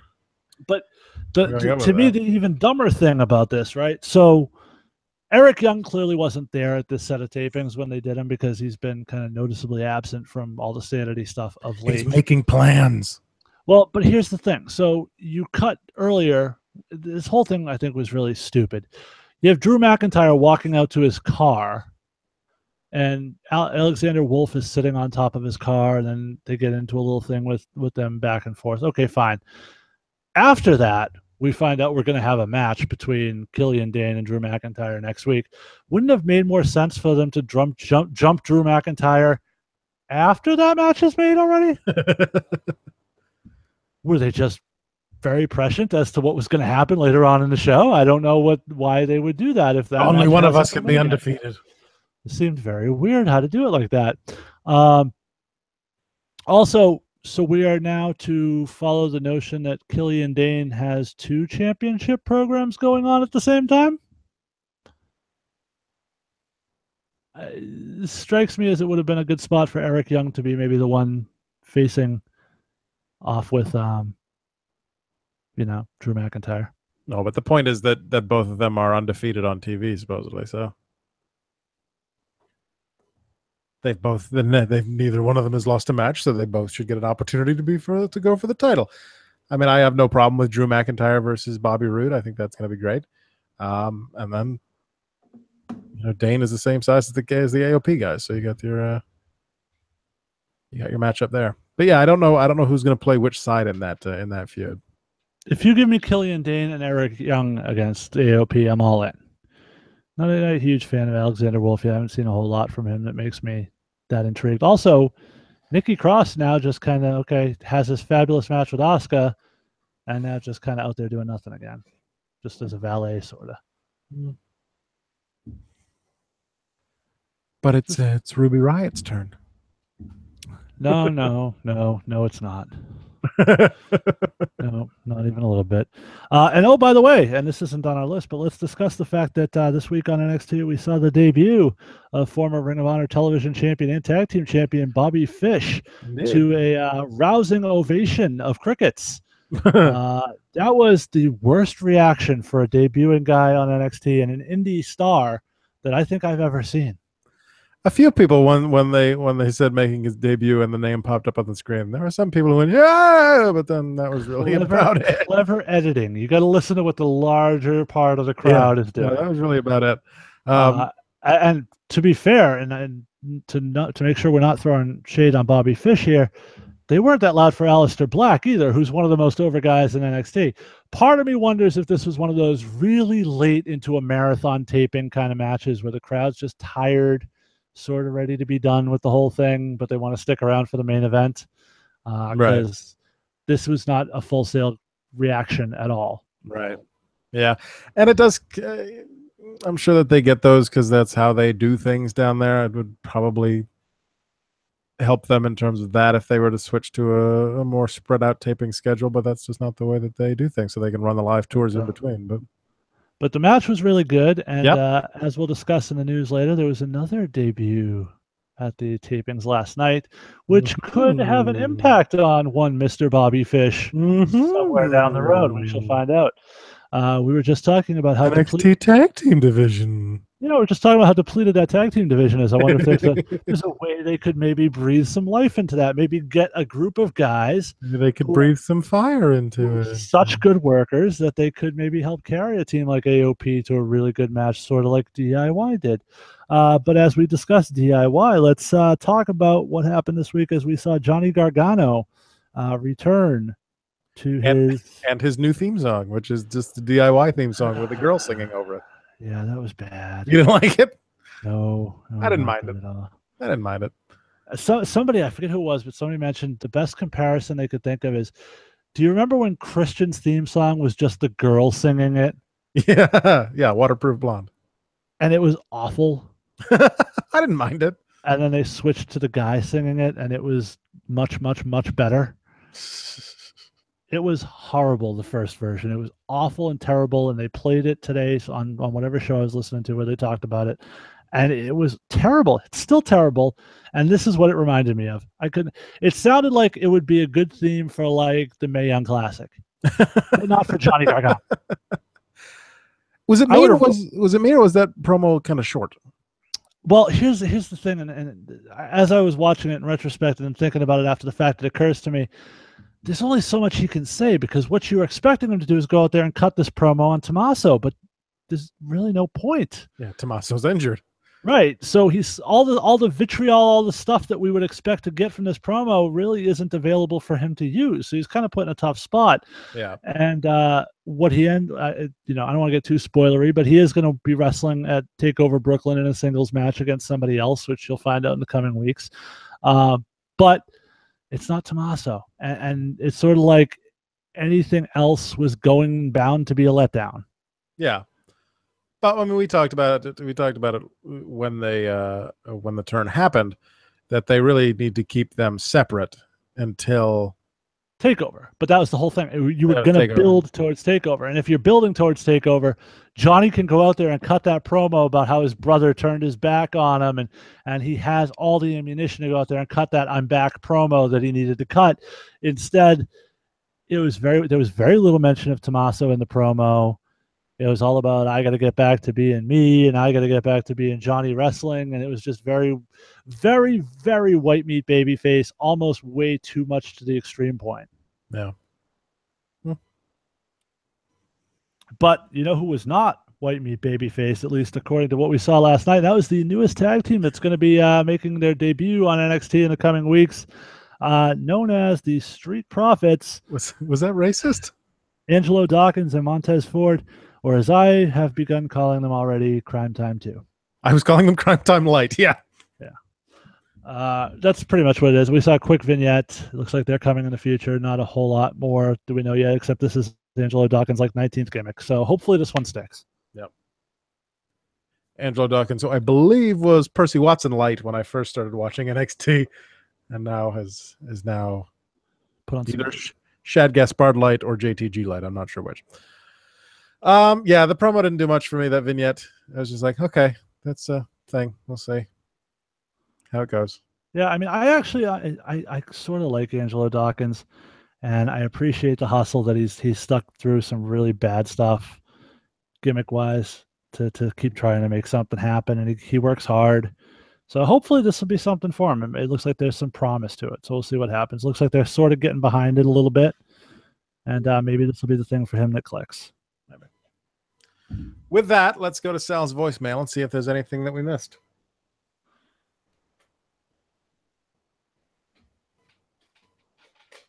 What's up, Rundown? It's Sal, and I'm calling to talk about the week that was in the WWE. Now, I got to tell you guys something. I did enjoy the WWE Great Balls of Fire pay-per-view. And then Raw was pretty good, and then SmackDown kind of trailed off a little bit. Nothing too exciting on SmackDown. Two biggest stories of the week. Obviously, what Roman Reigns did to Braun Strowman after their match. Great piece of work there as far as I'm concerned. Something that really solidifies Roman as a top heel. How the fuck are you going to sell kids merch after he tries to commit vehicular manslaughter? Please. All right? Homicide. And I understand Homicide he's is the not word going to you're come out looking and for. say he's a heel. He's not going to say, I hate the fans. But let's take it for what it is. He's a heel. Brock's going to be the face going into SummerSlam. I thought the segment they had on Raw was amazing. All those guys in the ring, plus Joe and Angle, it's fucking a good piece of business right there. Big Cass trying to do some things. Apparently he's got some heat backstage, but we'll have to see where that goes. And as far as the Hardys, they're getting more broken, but they're not fully broken yet. Maybe if they keep losing to every single tag team on the roster, they'll be broken pretty soon.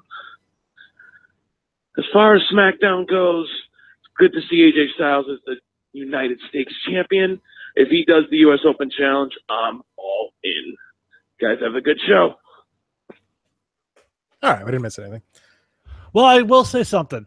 There was one thing I wanted to bring up, and since Sal sort of hinted on it, we talked about it a lot, but let's get back into this one part of it.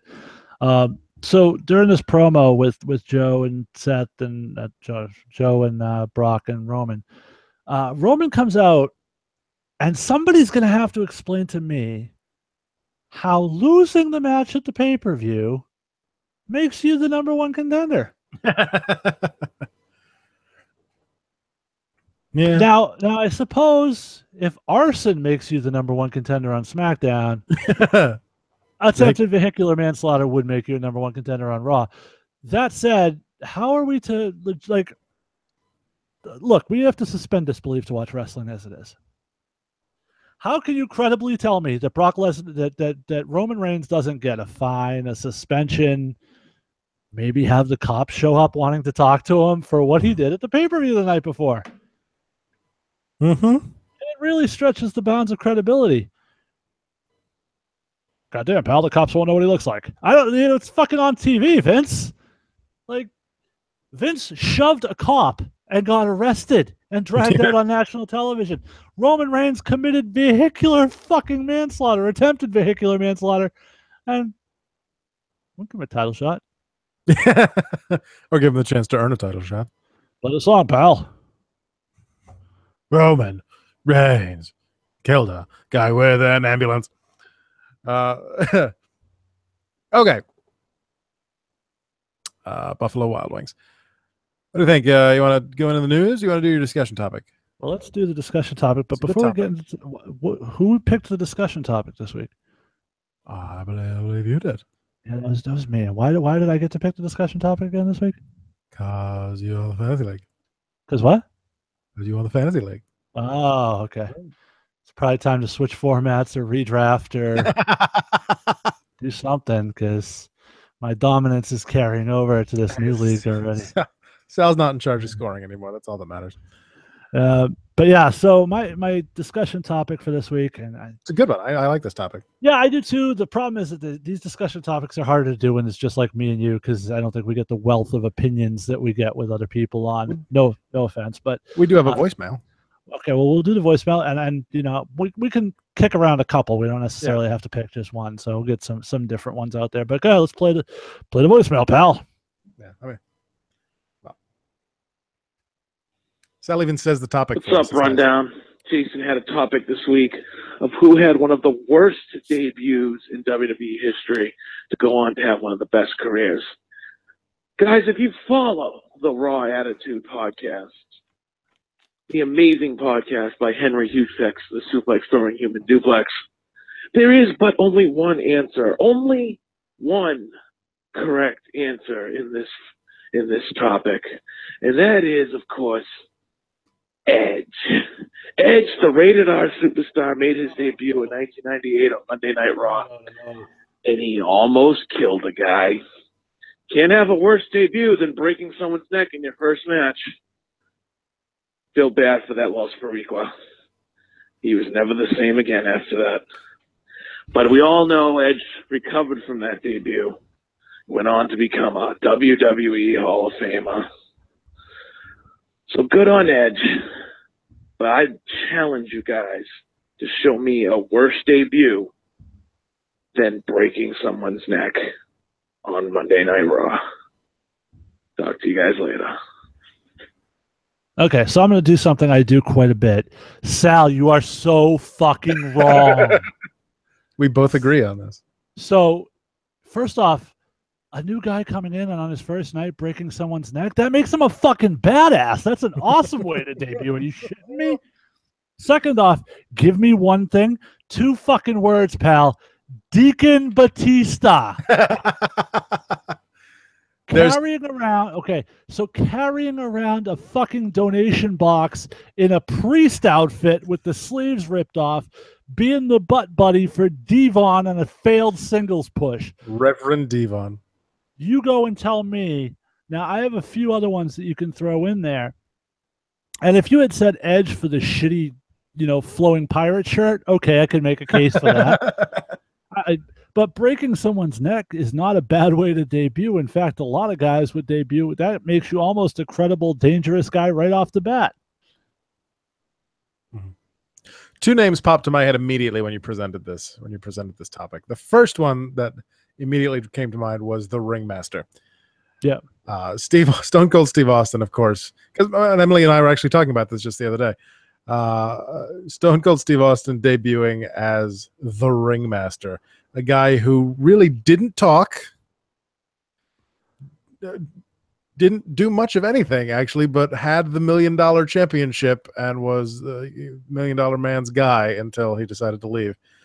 And then thankfully shortly thereafter morphed into Stone Cold Steve Austin. The other one that immediately popped in mind. Hold on. Let me go with the Stone Cold thing, because I would disagree with that one for a couple of reasons. First off, the Ringmaster thing was bad, but I don't think it was like hokey campy bad. And some of the other ones I think are hokey campy bad.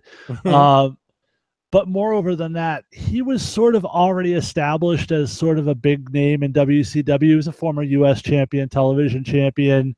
Okay, he was not coming in. This was not a lot of people's first look at Steve Austin. It was mine, though. Sure. Going back to the Nitromania podcast. Sure. I had no idea who he was.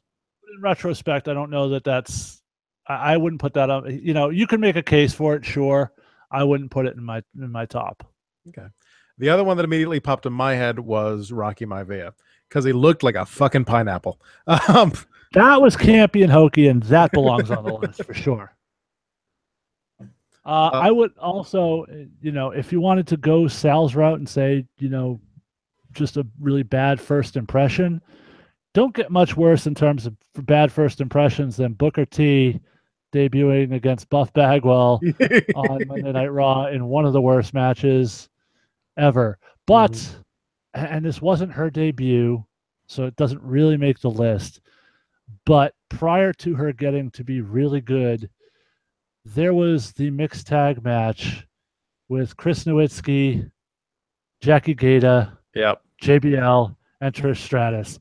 And Trish would end up becoming a Hall of Famer, but she was not at that point. Yeah. That was a pretty bad, not a debut, so it doesn't make the list. Daniel Price has joined us. Daniel Price says, in no world was Reverend Devon ever a good idea. Agreed. He became Steve Austin by a complete fucking fluke. It was the ex-wife of Chris Adams, a cup of tea, and Jake the Snake. Okay. And then says, replace that Steve Austin with Stone Cold. Yeah, you get the idea. Another one that came to my mind was Kane. I Kane had a great debut. But Glenn Jacobs himself, sure, yeah, Isaac Yankem as a fucking dentist and then fake Diesel, before hitting the jackpot with Kane. Yeah, you can definitely make that case. Let's see, top guys who had a bet. I mean, Jesus, I think we've run through most of my. See, Jericho had a great debut, so you can't include him. Well, other superstars, really top guys. I think who else had really recovered from a really Dolph Ziggler? You could make a case. True, yeah, from Kerwin White's caddy. To a member of the Spirit Squad. To Dolph Ziggler, hey, my dick is big. Oh, hey, we're not actually going to go with that gimmick. Yeah, I'm Dolph Ziggler. There are a couple more I can think of. First and foremost, well, not first and foremost. My second one is actually the better one. But Randy Orton being man candy for Stacy Keibler, not a bad job, but not a great debut for a 13-time WWE champion. But we're missing an obvious one. The Miz. The Miz couldn't even get in the fucking ring. He was the host of SmackDown Live, not even live, SmackDown at one point. From the $1 Million Tough Enough, yeah. Yeah, all the way up to WWE champion. That's a pretty fucking good turnaround. Yep, I'll give you that one. I'll give you that one for sure. Oh, the Miz and his weird bleached tips. But for those of you listening at home, if we're missing out on any that you can think of and you'd like to share it with us, please feel free to email us at rundownwrestling@gmail.com and tell us who you think had the worst debut to go on to become a huge star. Yeah, send us an email, send us a tweet, leave us a voicemail. You'll get all that information at the end. Daniel Price says, walk into Kane's insurance office in Tennessee and go, hey, motherfucker, I want a fire and dental policy. Did you do insurance? I thought it was real estate. I don't know. I could be wrong. Is it May 19th? That's not a bad one for you there. Luke Gallows going from Festus to fake Kane to Festus to Luke Gallows. Yeah. I don't know. He ever reached the top superstar. But yeah, it was not a great look to start with. Rikishi's a Hall of Famer. He was the Sultan for a while. Rikishi's not he's a Hall of Famer because they handed out rings. If you're going that route, you're going Kama Mustafa too, by the way. But what did he say to David Otunga? All right. If you have some good examples, send us an email, send us a tweet, leave a voicemail.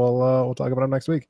Yeah, we sort of limited it to WWE guys. If there's other guys you'd like to bring up from NWA, WCW, TNA, whatever you want to talk about, we're interested in hearing any of them. Certainly.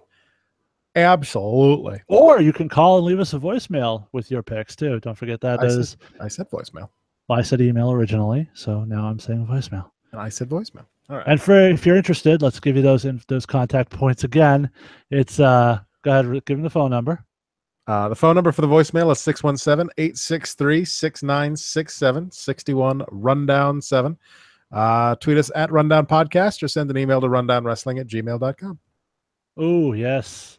Daniel with a good one says Kevin Nash as Oz, the Yeti, or Vinny Vegas. Hard to argue with some of those ones. I did not know until just now that Kevin Nash was the Yeti. Oh, really? That's going to be valuable information on an upcoming episode of Nitro Mania. DDP is the manager for the Diamond Stud. The guy driving Rhythm and Blues. That too, yeah. Goddamn, pal. All right. Shall we go to the news then? Let's do it. Yay. And leading off the news articles this week. This is a long one, but there's a lot of info to sort of digest here. Alberto El Patron is being investigated for a domestic violence incident at a Florida airport. According to a report by TMZ Sports, the Orlando Police Department was contacted at around 3 p.m. on Sunday after El Patron, whose real name is Jose Rodriguez, allegedly roughed up a female companion. TMZ Sports spoke with an eyewitness who says El Patron and the woman were arguing in the terminal, and when things escalated, the cops were called. One witness said, quote, there was an altercation. TMZ Sports was told by law enforcement sources that El Patron has not been arrested and no charges have been filed. Investigators are still gathering information on the situation. Cops would not confirm the name of the alleged victim. However, El Patron has been dating WWE superstar Paige for a while, and witnesses say she was at the airport with him that day. In a statement on Twitter, Paige addressed speculation that she is the victim in the situation by tweeting, "We got the cops involved. I'm crying because I found out bad fam news, and a lady tries to take a pic. She gets angry, throws a drink on at Pride of Mexico, aka Alberto. A woman who described herself as a huge wrestling fan recorded the argument, and you can hear the audio in a video on TMZ. Before the audio came out, Paige had, as we mentioned, blamed the incident on a woman who threw the drink on Alberto and after asking for a photo. That was, in fact, the woman who spoke with Heavy.com and called the allegation completely false. The fan noted that Alberto reeked of alcohol as he chased after Paige inside the airport. While arguing on the airport tram system, an emotional Paige reportedly screamed that Del Rio had been doing cocaine for 2 days straight. She then called him abusive, according to the witness. The woman said, quote, they were arguing back and forth, screaming at each other, end quote. The woman who lives in the Tampa area was dropping her mother-in-law off at the airport when she saw Paige outside of a restaurant close to the entrance of a terminal. Paige looked upset while on the phone with someone. Pacing back and forth with tears in her eyes, the woman admitted to discreetly taking photos of Paige as she walked and talked on the phone. Paige apparently noticed her and walked back into the restaurant as one of the 4 people at her table walked out, presumably to check and see if she was still there. Paige suddenly came storming back out of the restaurant, crying and yelling. Alberto, who was visibly soaked in liquid, chased after her as she went to a nearby tram system. The woman followed the argument and was one of the only people on the tram with the couple as their argument grew louder. Said, quote, he was soaked and she was crying, saying, you're such an abusive husband. I hate you. You've ruined my life. You've ruined my career. The couple continued their argument for a short while on the tram as Patron allegedly said, check her bag. She's got all the coke in it. It's all hers. That was when the witness pulled out her phone again and tried to record the argument, which is where the TMZ audio came from.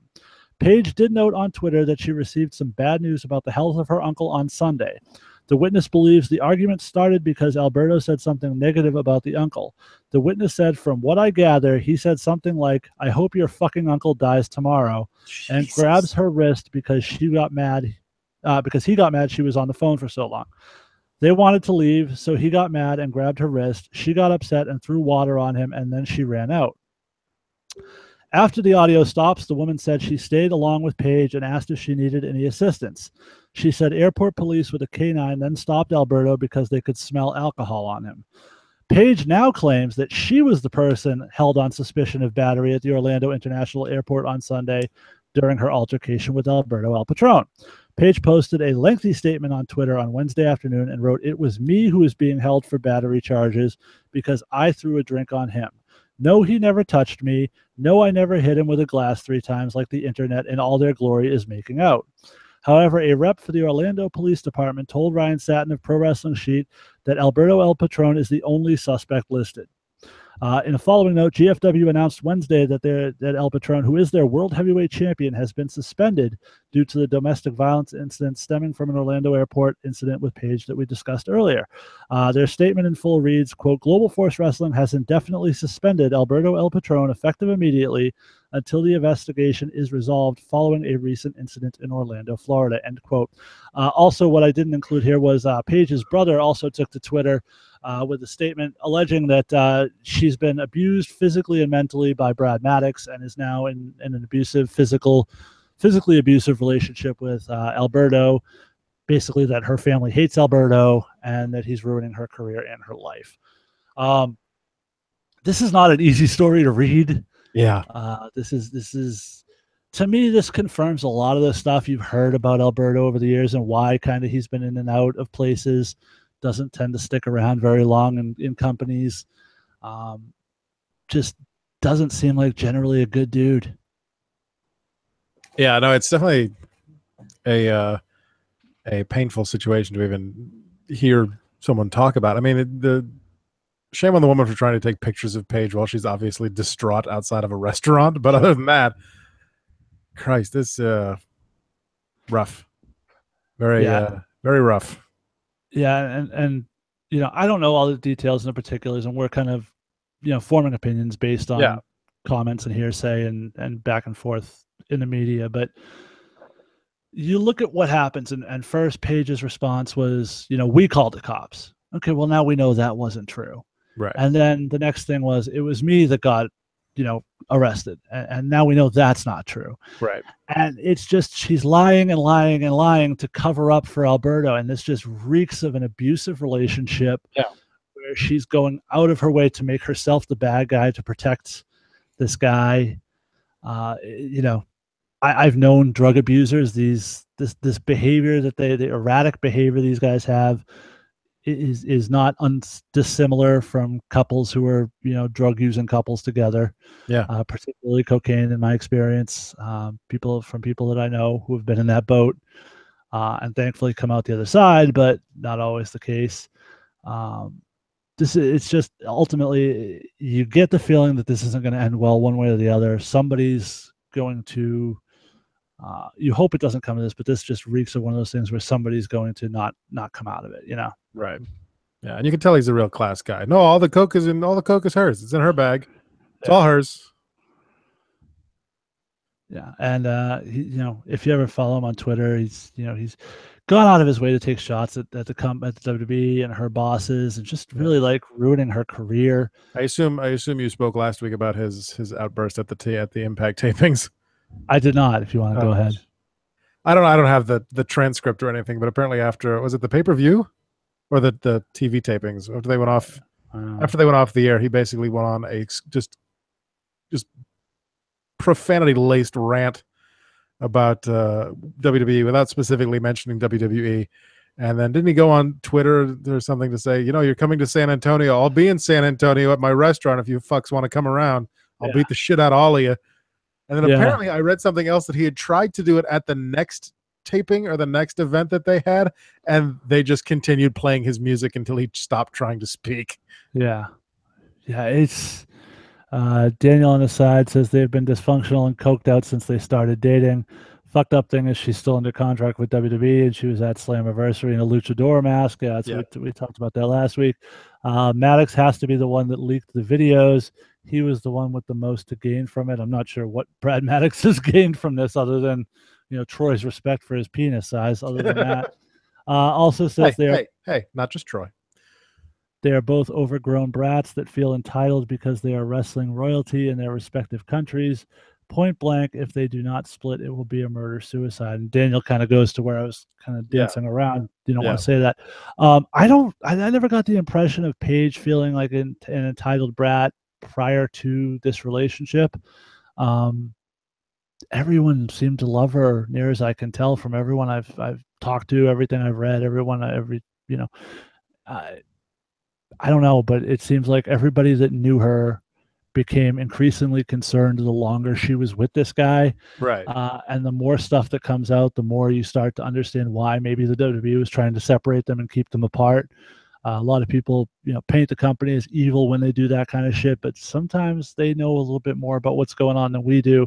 Right. And their knowledge of what Alberto is like is probably far more significant than ours. Mm-hmm. Of course, you can go back and there was that, veiled article we talked about months and months ago, about, we assumed Wrestling Star. We assumed it was basically a story about Paige and, her drug habits and how her boyfriend was lending her out to dealers to settle debts and stuff like that. And, we'd all kind of said it sounds like it might be Paige and Alberto, but who knows? But this goes back. I mean, you remember, I don't know if you remember, we had a story a few months ago where Del Rio supposedly says he got stabbed on the side of the road. Oh, Jesus, yeah. Somebody stole his phone, but then the police had no report of anything ever being filed, almost like they didn't want to talk about it. Just since he's left WWE, since they've gotten together, and since they got together, she's had 2 wellness violations. You can draw whatever conclusions you want from the facts. The facts are simply out there, but they do not paint a good picture for Alberto, and they really make you concerned for Paige's just general well-being over and above her career, just on some human shit. I'm just really worried for that girl. Yeah.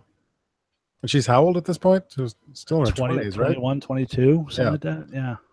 It's terrible. I was about to say something, and I can't remember what it was. Oh, given that she's still under WWE contract, and given that they're making this movie, this biopic of her life, supposedly, you figure she's gonna have to be back on TV at some point to promote the movie. I don't even know how they come around to that at this point. Well, if this is, if these allegations are true, they're not going to put her back on TV. Yeah. I mean, the stuff has escalated to the point now where she, again, I'm throwing speculation out there, and it's probably irresponsible to do so, but whatever. I'm not trying to be a full-time journalist. This is a show where I give my opinions on things. My guess is the best case scenario for Paige right now is for somebody to get her away from Alberto, this relationship to be done, and for her to probably go through some rehab. Yeah. Because it definitely sounds like there's some sort of substance abuse. Whatever that substance is, I don't know. The coke stuff, their behavior would be in line with, people who I know who have used cocaine in the past. But you never know. Who knows? Maybe it's just alcohol for all I know. But there is certainly some sort of substance abuse issue going on in that relationship for her. That she needs to get cleaned up. And it sucks because she's incredibly talented in the ring. And I would really love to see her back and doing what she does best, but her personal life and her well-being need to be priority one on that. Yeah. Daniel has joined us once again on the side with the comment, WWE is odd and kind of sadistic on things they know / do with relationships. China got blacklisted, but they paid for Waltman to go to rehab several times over. China got blacklisted for a whole lot of other stuff too that people don't necessarily always talk about. So again, as usual, the internet tells you the anti-WWE stories on all of this stuff and makes them, it's easy to paint them as this horrible, evil conglomerate because it's sort of what we do to corporations in this country these days. But again, they painted that when they tried to separate Del Rio and Paige with the draft split. And now looking back, you just sort of wish for her sake that it had worked. Yeah. Yeah. But in any event, we obviously hope for the best, hope things turn out the best. Well, Alberto doesn't seem like the best guy in the world. You certainly, hope he can turn himself around too and maybe recapture some of the promise he has, because he's very talented in the ring, a very talented performer. But it sounds like both these people are just in one of those downward spirals in life that you hope they can pull themselves out of, but it's not all that often that people can. Right. At least until they hit the very, very rock bottom. On average, it takes a woman 7 tries to leave an abusive relationship. It is some weird maternal instinct that gives them an obsessive urge to fix them. Yeah, and Daniel, that makes a lot of sense too. And when you think back to some of the stuff we saw in regards to, and we talked about it at the time, and this is, you can attest to this, Adam, because a lot of this happened in the host thread. I had sort of a big back and forth with Sal, because Sal was sort of blaming Paige for the whole Brad Maddox thing and blah blah blah. And at that point, I was making the case that this is an 18-year-old girl who's easily manipulated, who's easily kind of guided in a certain direction because she doesn't know a whole lot about the world. But at 18 years old, I mean, we saw the stuff that was going on there. At 18 years old, if that becomes your new normal, you're in a bad way going forward. And I just can't help but think that some of that played into some of what we're seeing now. Yeah. All right. Well, enough psychology. I was going to say, before we get too depressed. Yeah. This one sort of made me a little bit happy. WWE announced on Friday they have come to terms on the release of Austin Aries. WWE's statement reads, quote, Austin Aries released. WWE has come to terms on the release of WWE superstar Austin Aries. WWE wishes Aries the best in all of his future endeavors. I don't usually like to see the future endeavors message, but if you've listened to this, my opinions on Austin Aries are quite clear. And he blocked me on Twitter a long time ago. I just remembered that when I went to look it up the other day. Why did you do that, Jason? Oh, because I didn't subscribe to his notion that the Boston Marathon bombings were a myth, faked by the government, and that nobody actually died. I actually called him out on that, and we had a little back and forth, and he didn't like me, saying that people actually died that day.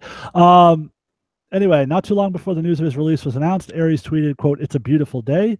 I couldn't see that because he blocked me.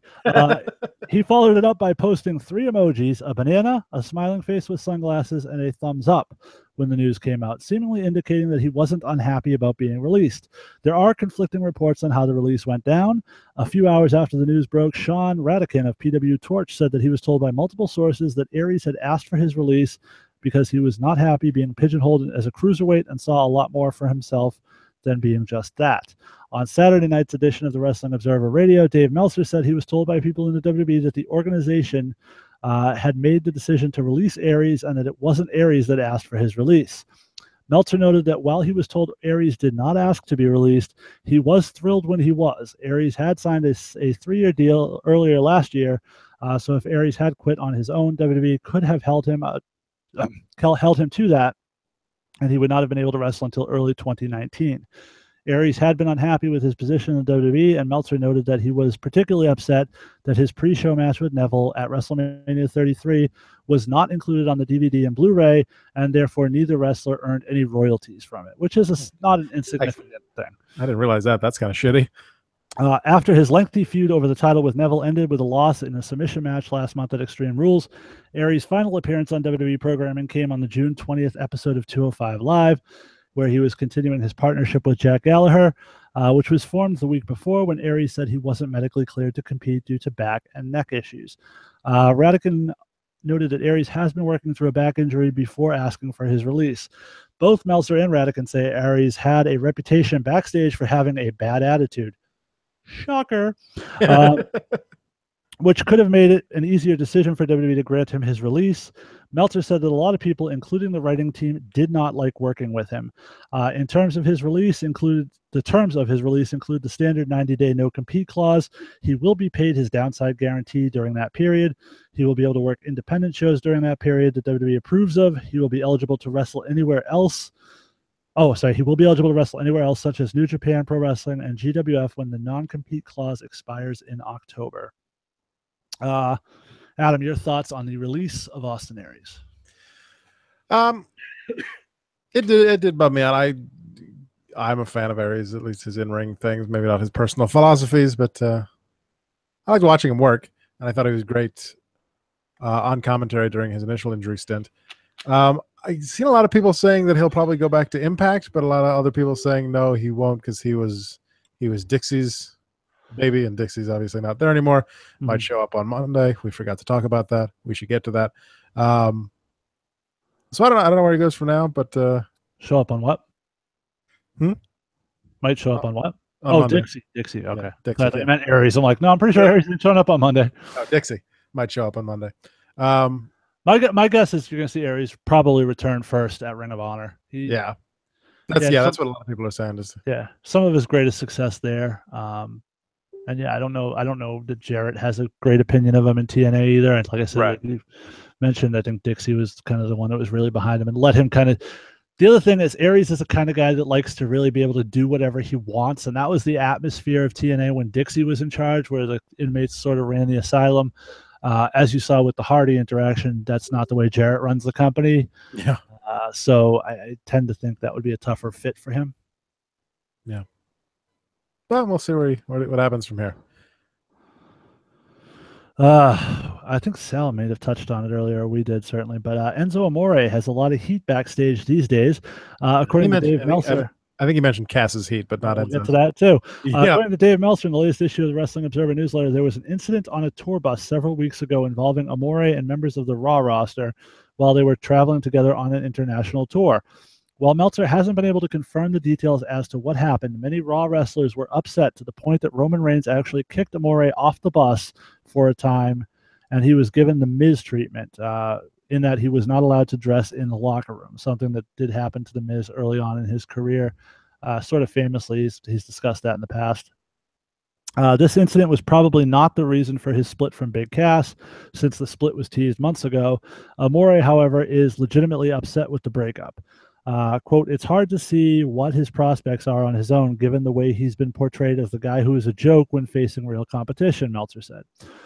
Meltzer also noted that since the promo on Raw a few weeks ago about his, quote, real life being better than his fantasy life, that was something of a shoot, since he now lives in Los Angeles and is having a great time in his non-wrestling life.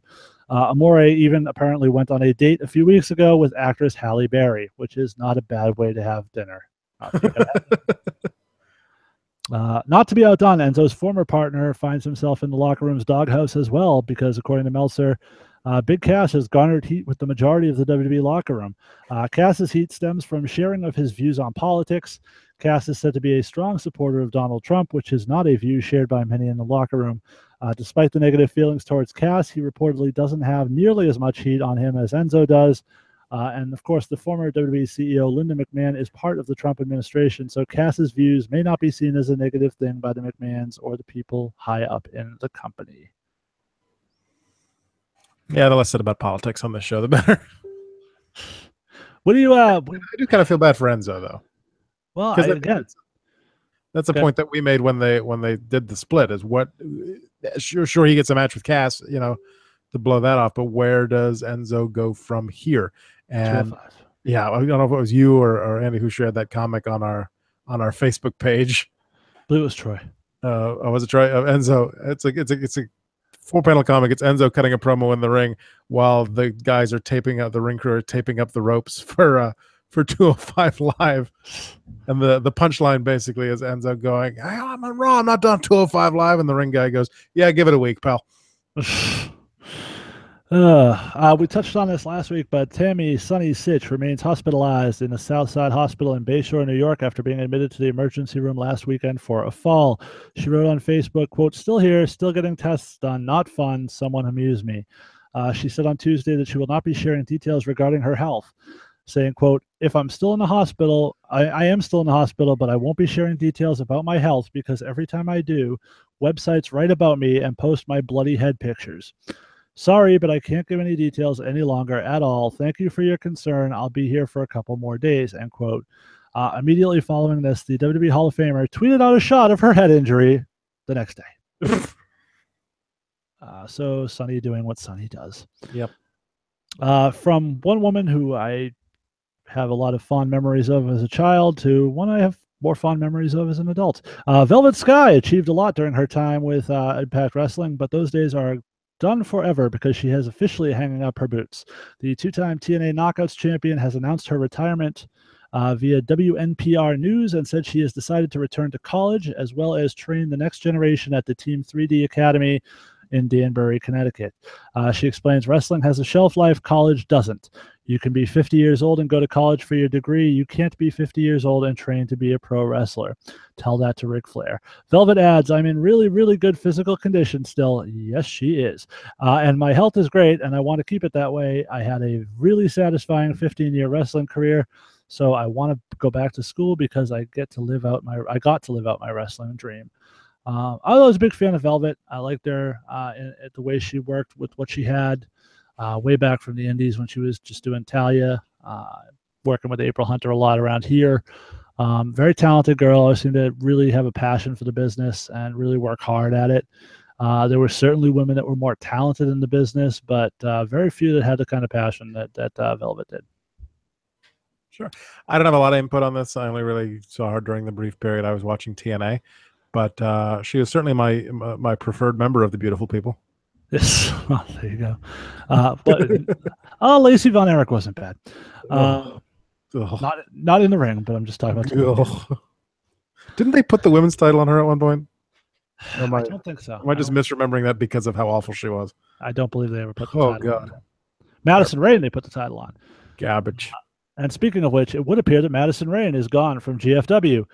Following Slammiversary on Sunday, the promotion updated its roster section on ImpactWrestling.com, and Rayne is no longer listed as an active knockout. This does not look to be an oversight, as her profile page was also deleted. She is also not listed in the alumni section yet. Rayne has only wrestled once for the promotion this year. On January 8th, she lost to Angelina Love in a match taped for a one-night-only Rivals pay-per-view event that aired in March. She has not wrestled at a TV taping since last October. Rayne has been used less and less in the ring of late and was primarily being used on commentary during other knockout matches, working with her real-life husband, Josh Matthews, who continues to be employed by GFW. I did not realize they were married. Yes, she was divorced her original husband, the father of a child, and she hooked up with Josh Matthews a while back. Well, I don't know who her original husband was, but I am sure that that's a downgrade. Well, he was a soldier. I know that. That's the only thing I know for sure. So definitely. Okay. Prior to his decisive loss to Jinder Mahal on this week's SmackDown, Ty Dillinger tweeted an open invitation to WWE Intercontinental Champion The Miz after he retained over Dean Ambrose at Great Balls of Fire, saying, "Crafty win at Mike The Miz. Now how about you swing by hashtag SD Live sometime soon, hashtag GBOF." Apparently he was not aware hashtag WWE Balls was the correct hashtag. When The Miz responded, things got nasty as the A-lister tweeted, "Why? So I can watch you perform in the opening dark match?" Hashtag IC title comeback tour. Ty then ethered Miz by saying, "You'd watch? Wait, do you need to steal more moves? Besides, I work magic in the dark. Just ask your wife." Hey-o! Miz, who is never one to let things lie, came back with, "The only magic anyone has seen from you is your disappearing act from SmackDown Live, and I give that a 10. And as of now, the last word went to Ty when he came back with, "For the grand finale, I shall one day make Miz's IC title disappear from around his waist. Until then, abracadabra bitch. Hashtag tour ender." Abracadabra bitch. And that happened right before he got, beaten rather decisively by Jinder Mahal on SmackDown this week. So whether those two things are related, who knows? Sal thinks they are. When trying to create a storyline through social media, which is something we've seen work in the past, it's always better to do so with someone who's actually on the same roster as you. I was just thinking that. Yeah. Though, to be fair, SummerSlam is coming up. It's a co-branded pay-per-view. Who knows? Daniel on the side says, let's see, Enzo's getting major heat, pissing a lot of people off. She should hang up her boobs too and sue the surgeon that did them. Those things are terrible. I hope you're not talking about Velvet, because I'm okay with her job. It's not Charlotte-esque. And then says the Dillinger Miz thing is Angelina Love looks like fucking garbage though. The Miz thing is because Vince is regretting the shakeup and is going to phase out the brand split again. They will end up fighting for the IC title. I can't see them phasing out the brand split, at least at this point. There's too much kind of invested going forward in it. But we'll see. You can't, I think it's going to be around for a little while, put it that way. Somebody we touched on earlier, Randy Orton, did not appear on this week's SmackDown as he's in Thailand filming the Changeland movie with Breckenmeyer and Seth Green, who is also writing and directing the movie. Orton is not scheduled for any WWE events until the WWE Battleground Go-Home edition of SmackDown on July 18th, which is next week. Orton will be back to working a regular schedule after his Punjabi prison match with WWE Champion Jinder Mahal at the Battleground pay-per-view on July 23rd. Despite not competing, Randy Orton did find time to retweet a jab at Brock Lesnar's light schedule, retweeting from @WWE Creative_ish. WWE 2K18 is so realistic that you can only play as Brock Lesnar 5 times a year. Yeah, that's a great joke, and WB Creative-ish is a fantastic Twitter to follow. Absolutely. I know the guy's name too who does it. Former WWE writer. God, I'm totally blanking on his name. God, it'll come to me as soon as we finish off the show. But yeah, he's a really funny guy, and actually a guy who worked, so some of his insights have some merit to them, which is always good. I still miss Cranky Vince, but yeah, well, that was JBL. So, no, that was JBL. I'm not joking. That was JBL doing Cranky Vince. Recent WWE NXT signing Nixon Newell is currently out of action with an ACL knee injury. According to Casey of Squared Circle Sirens, the 22-year-old from Wales underwent surgery in late June and is expected to be out of action for an extended amount of time. No word yet on who will replace her in the Mae Young Classic, but we gave you the list, so it was one of those girls. The tapes later this week. Newell had not been officially announced for the WWE tournament, but she was reported as a likely competitor back in May. Newell began training at the WWE Performance Center in May after signing her deal in November of last year. This one's particularly sad for me because I was always really pulling for this guy. But WWE Tough Enough 3 winner Matt Cappotelli has relapsed his brain cancer. Oh, dear. Cappotelli revealed the diagnosis of a grade 4 glioblastoma multiforme Wednesday night on Facebook. He'll have a spinal tap on Friday to assess if the cancer has spread to his cerebral spinal fluid, and will meet with his doctors at the beginning of next week to discuss treatment options. He issued the following statement on Facebook, saying, "I have a grade 4 glioblastoma malforme. This is not the news I was looking forward to hearing or sharing, but it will in no way deter me from continuing my fight. Spinal tap this Friday will determine if the cancer cells have spread to my spinal fluid. Monday is a follow-up with my team of doctors to determine the treatment steps needed to beat this. Thanks to everyone on #TeamCap. Matt had surgery last month to remove the tumor, but had to wait to get the pathology report back before it was determined that it was malignant. Cappotelli, who was awarded a WWE contract along with John Morrison after winning the Tough Enough 3 competition in 2003, was diagnosed with a malignant grade 2/3 astrocytoma in December of 2005. He had surgery in April of 2007 to remove it. Cancer prevented Cappotelli from being called up to the main WWE roster, but the company did honor his contract until it expired in January of 2009. Cappotelli has since become a trainer for Ohio Valley Wrestling's beginner program in 2013. I remember watching that season of Tough Enough, and that was the guy I was pulling for. Yeah, he was great. I always kind of felt sad that he never got a chance to show the world what he could do on that big stage, and we certainly want nothing but the best for Matt, and hope these tests come back with positive results. Yeah, absolutely. It's cancer's a motherfucker, you guys. Like, never fun. Spinal tap makes things go up to 1.1, but in all seriousness, best wishes to the guy. Yeah, I wasn't gonna make the spinal tap joke, but there you go. Yeah, there it is.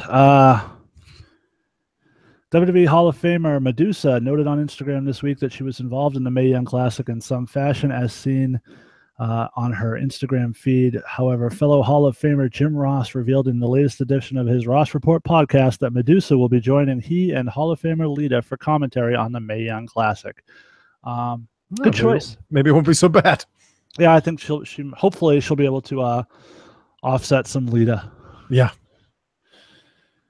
We touched briefly on this earlier, but former Ring of Honor World Champion Kyle O'Reilly made his NXT debut at last night's TV tapings from Full Sail University. Whoa! He was announced by his name by the same name. O'Reilly, who has been rumored to sign with WWE for several months now, worked a match that should air on August 2nd as he faced Aleister Black.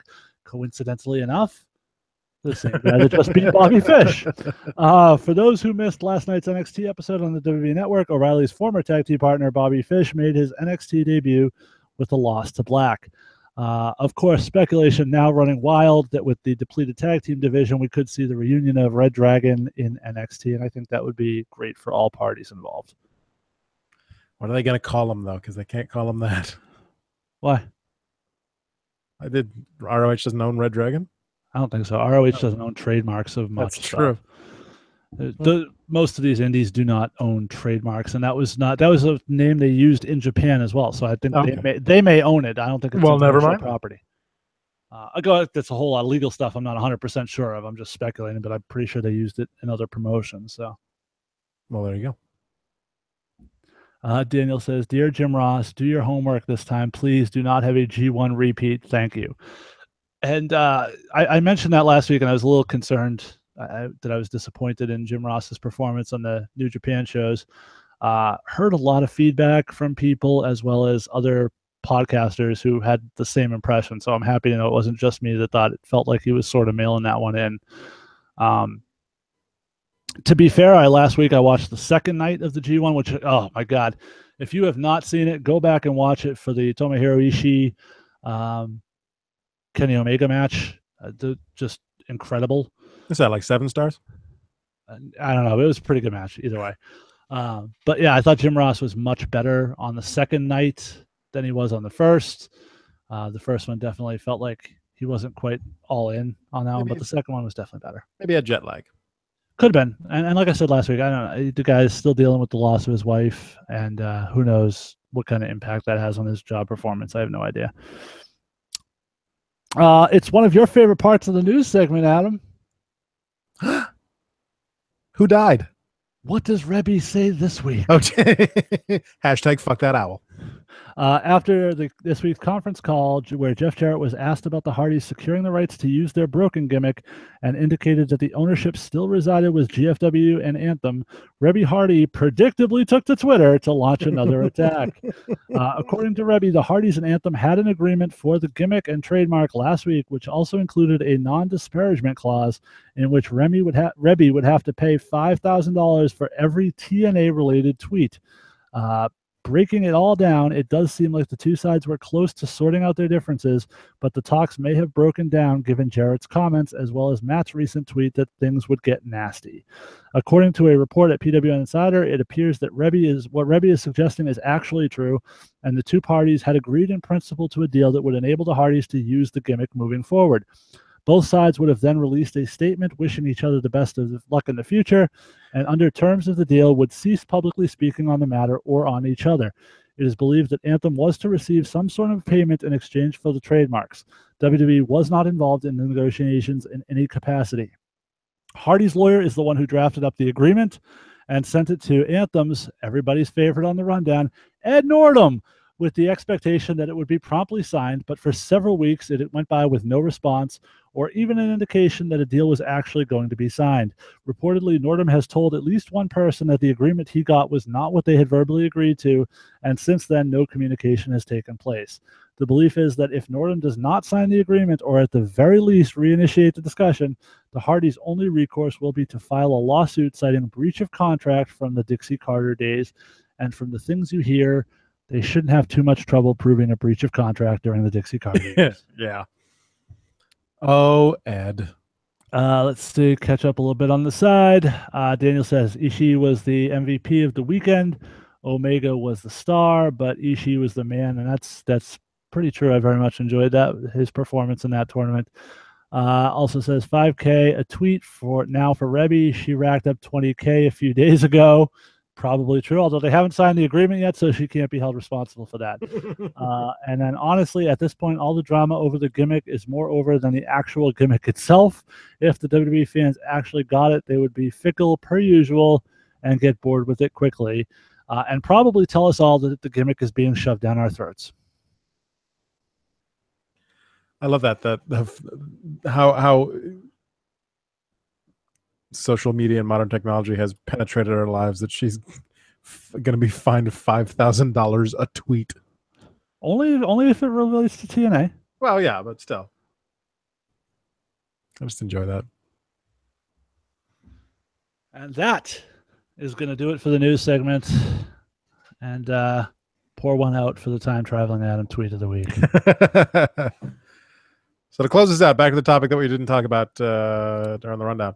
During the next week, we find out what these mysterious text messages are about between Corey and Kurt and the mystery person. And I still don't understand why Corey and Kurt are receiving the messages.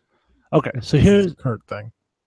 Let me first say, kudos to the WWE, because whatever this ends up being, it hasn't leaked out, and that's a rare thing. So we're going to be surprised. You hear speculation, but that's all it is. We might not be happy, but we're going to be surprised. Exactly. Of course, there are rumors out there that it's Stephanie, that they're having some sort of affair, which will set up a Triple H Hunter match. Problem is, I don't know that you're going to be able to sell Hunter as a face, and if Kurt's banging his wife behind his back, it's going to be really hard to paint Kurt as a face. So I'm not sure that makes a ton of sense. There's talk of Dixie Carter, but again, that would be involving painting Kurt sort of as a adulterer, which again, takes some of the face shine off of him. I think Kurt needs to stay a face, especially if there's going to be a program with Stephanie and Triple H, whether it's at SummerSlam or further down the road. There's the interesting route, which is to go back to when Stephanie McMahon said they would be incorporating LGBTQ storylines going forward. I think the more likely scenario is that somebody on the roster or a new talent is an illegitimate child. Perhaps it's Corey Graves. I enjoyed the joke and the host said that it was Shelton Benjamin. Or Chad Gable. I could see it being Chad Gable. But he's on SmackDown. So I don't know how well that would work. Jason Jordan would probably be a far better choice than Shelton Benjamin. I think Shelton and Kurt aren't that far apart in age. I don't know where this is going. I like that. I'm happy about that because that doesn't happen very often. So I'm looking forward to what happens on Raw on Monday and seeing what explanation they give us and if it will actually fulfill all of the questions that we have about this angle. So, and I've just been thinking they haven't done a text thing in a couple of weeks, and then they're going to get it next week. So, well, no, they did the text thing this week. Right, but like the past couple of weeks. Yeah. Well, Daniel says the one thing that will screw them in court is the fact that they gave TNA money to keep them open. The judge will look at them like they are morons and throw it out, or they could look at them as partial investors and say that they're not beholden to talent contracts. That could actually play in the favor of the Hardys in a legal battle. It is something to build towards the Triple H and Stephanie angle. They have a match coming. So that's what we talked about a little bit. I think the whole I love you thing was some weird cliffhanger, red herring, just to get people to watch next week and see what happens. And then he says, it's El Torito. That tiny bull bastard is the child of Angle. Possible. Which would be a thing. Oh. I just solved this whole thing. It is Jason Jordan. Jason Jordan is Kurt Angle's illegitimate child that he had with Charmel when they had bestiality sex way back in the day. Hold on. And Corey is involved because Kurt's trying to feel out how to deal with Booker, who works with Corey. I just tied all the threads together, motherfucker. A+. And now that we've put that out there, it's going to not nearly be that satisfying. I don't know. Shane listens. All right. Well, on that note, that does it for the rundown for this. I said on this show last week, SummerSlam should be a fatal four-way with Braun, Roman, Joe, and Brock. Yeah, but you're Vince, so. Goddamn, pal. Kayfabe. For Thursday, July 13th, 2017, 468 days since Asuka won the NXT women's. Do you know what my favorite championship? thing about Naomi being women's champion is? What's that? Chocolate titties. There it is. For a free audiobook and a 30-day free trial of Audible, go to audibletrial.com/rundown. Help us make a little bit of money. Anyways, upcoming events.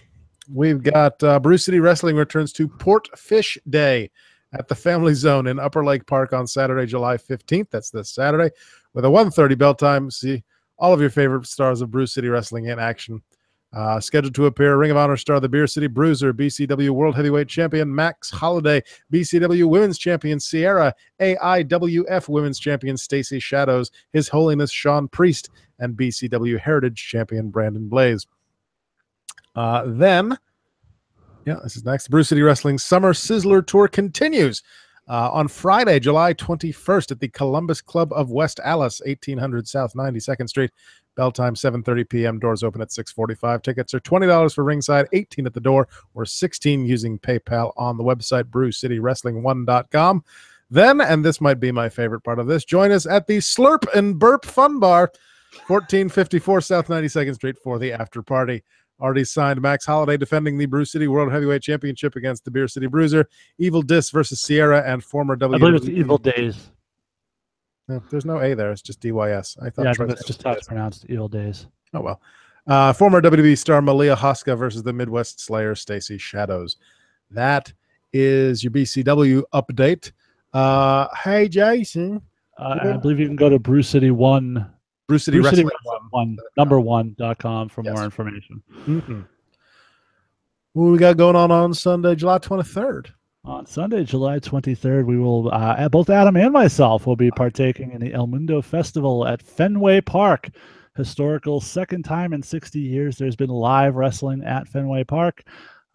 We have, I believe I was told as of this time, we have close to 20 matches scheduled for this afternoon. It's going to be... I see a lot of people posting on Facebook that they're going to be there, and I'm really looking forward to it. It's an all-day festival. If you are a New England independent wrestling fan, this is your dream event. Lots of companies have gotten involved. I know Lucky Pro tweeted out, ElkMania tweeted out that they're both involved in the show. It's a huge undertaking. The Bell Time Club is putting on the whole thing, really garnering cooperation with everybody else. It is an amazing event to be a part of. It's a huge undertaking. You're going to see some of the biggest names in independent wrestling in New England participating in this event. And it's something I know for a fact. Brian Malonis is going to be there. Yeah, I know Congo is going to be there. Vern Vicalo is going to be there. Isana is going to be there. So Helen Vale is going to be there. UFO men's and women's heavyweight championships are going to be defended in a mixed tag match as Malonis teams up with Davian. I forget their opponents off the top of my head, but legitimately a tremendous, huge card. It's $10 to get into the festival. You come, you bring the kids. I'm telling you, there's a ton of stuff for kids to do. There's face painting. There's cosplayers. There's just a ton of stuff. The Celtics, I know, have a booth. There's a bunch of other things going on. And it's probably going to be one of the biggest afternoons of wrestling in New England in a very long time. I encourage you to come out and support it. Every single one of these guys is going out there to bust their ass. We're making history just like we did last year. And we want every single one of you out there to come and be a part of it. It's going to be an amazing day. We're all going to be goddamn exhausted after it's over, but it's going to be worth every second of it. Yeah, so, I am beyond thrilled to be taking part in it this year. So I thank you. I thank you again for getting me in the door there. And shout out to Bo Douglas. He knows why. Then the following Sunday, we have Old Yankee Homecoming. Yeah, APW returns to live action. No official matches announced as of yet. However, I can tell you we'll be crowning the first king of APW, and the qualifying matches and the tournament will begin that afternoon. And that is in fact a free show. So you come out to the Bartlett Mall Plaza, I believe it is. Bartlett Mall, come out. We got the ring set up right by the lake. You never know. Somebody could go into the lake. Who knows? Probably wouldn't be the best for their health, but who knows? Hey, worth checking out because the possibility exists. Hopefully the rain will hold off because this has been a rained event quite a few times in the last few years. It just seems to work out that way. But But we definitely encourage you. Again, free afternoon, all part of the Yankee homecoming. Always a lot of great stuff going on. Maybe the commissioner will actually show up this year.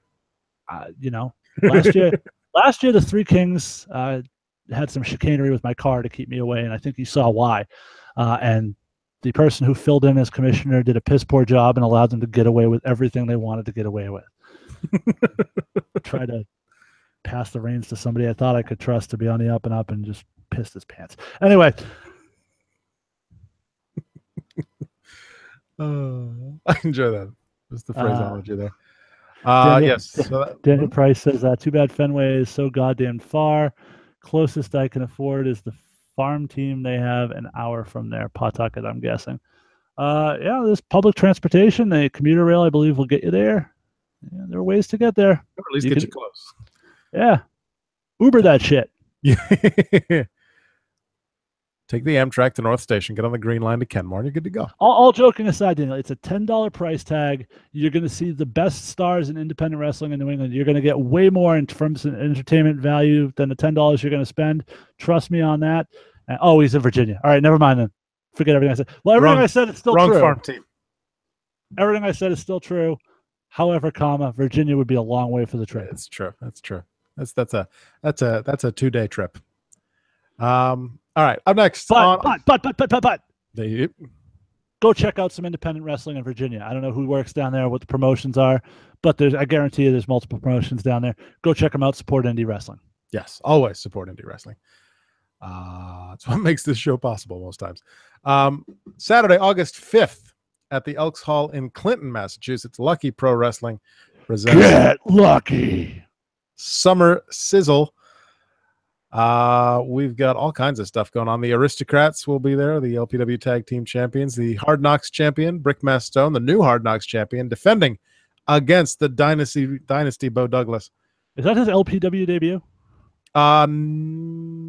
No. Okay. I don't remember him being there before, but you would know better. Actually, it might be. No, because I think actually the last time I saw him was ElkMania. So actually, I think it is. I think that is his LPW debut. That's going to be a heck of a match. Special challenge match. Sweat Boy Christopher James gets 3 minutes in the ring alone with Mr. Brian Cairo if he can overcome Mr. Cairo's mercenary. He did announce the mercenary, and I forgot to write down who it was. Might have been Big Jim Anderson. I got to check. Yes, that's who it was. Davian defending the LPW. Did you say 3 minutes? Whether it lasts a lifetime. LPW Women's Championship, Davian defending against Deonna Purrazzo, former NXT superstar Deonna Purrazzo. That should be a whole lot of fun. And Vern Vicalo defending Deonna Purrazzo, not in the Mae Young Classic. True. Neither is Davian for that matter. Vern Vicalo defending his LPW Heavyweight Championship against Mr. Brian Cairo's, again, mercenary, the Punjabi Lion Robo. Also scheduled to be there, the three horsemen of LPW, Donovan Dijak, Mikey Webb, and Scotty Slade. Adira will be there. Isana will be there. Anthony Green will be there. Cam Zagani. I'm not sure, but three horsemen might be sort of a gimmick infringement. That's what they told me to call. I try not to cross them. Dijak is very large. Well, the last time I saw those guys come out to Four Horsemen music, there were WWE wrestling buddies involved, so it was a whole thing. Sal knows what I'm talking about. Liberty States returns Saturday, September 9th at the John McCarthy Elementary School in Peabody. And ElkMania returns on Saturday. Elks on fire. Saturday, September 23rd at the Beverly Salem Elks Lodge in Beverly, Mass. Follow us on Twitter. Hold up. I am holding up. Wednesday, August 23rd, UFO Wrestling back in action with Big Bang 2017. Start time of 7 p.m. Malden Irish American Club, 177 West Street, Malden, Massachusetts. Tickets are available at paypal.me. Go check out UFO Wrestling. I can tell you we have several matches that have been officially announced, and this is shaping up as a really good card you don't want to miss. Kingpin Brian Malonis, if he survives Fenway Park, will be defending the UFO Heavyweight Championship against the UFO debut of the Dirty Daddy, Chris Dickinson. We're going to see Teddy Goods take on Ilya Markopoulos. which is another really good match I'm looking forward to seeing. Bo Douglas and Josh Briggs will defend the UFO Tag Team Championships against the Cool People in a rematch from our last event. And Vern Vicalo, the selfie-made man, going to take on Chuck O'Neill. Also on the card, we have Furio Falcone, Aaron Amadeus, Benny Jux, and much, much more. So once again, August 23rd, the Malden Irish American. It is a Wednesday night. The kids are out of school. Swing by, 7 p.m. bell time. The Malden Irish American Club, Malden, Massachusetts. UFO Big Bang 2017. I have not seen Benny Jux in a long, long time. Well, you can come to the Malden Irish American Club on August 23rd for UFO Big Bang, where you will see Benny Jux, although you'll also see him at Fenway Park. Nicely done. Oh, good. Good, good. Nicely plugged. Okay. That's what your mom said. Dorothy Mantooth is a saint. Follow us on Twitter at Rundown Podcast. Dirty pirate hooker.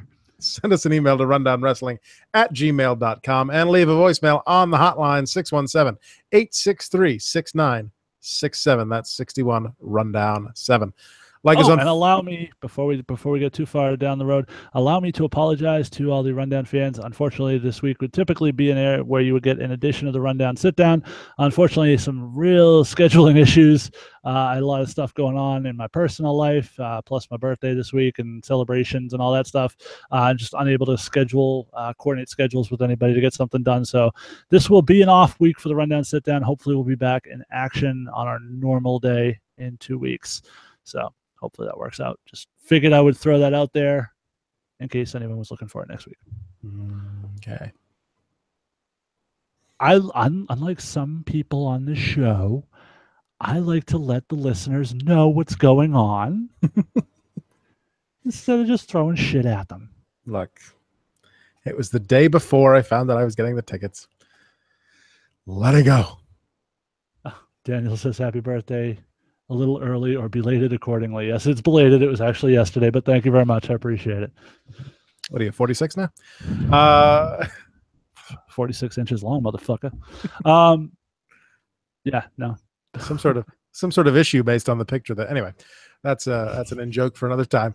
Like us on Facebook at facebook.com/rundown wrestling. Watch archived episodes at youtube.com/rundown podcast. If you'd like to make a donation of the monetary variety, go to paypal.me/rundown wrestling. Cost me $10 a month to host this on Podomatic. If you wish to assist with that, it would be greatly appreciated. Check out all the shows on the Questionable Endeavor Network: Shadow Vein, Tooning Japanese, the Raw Attitude Podcast, the Slasher Sanitarium, the PWN Stars, New Blood Rising, Words of Geekdom. All great, all good, all on questendnetwork.com, at questendnetwork on Twitter. And check out the Discord channel at questendnetwork.com/discord, DISCORD.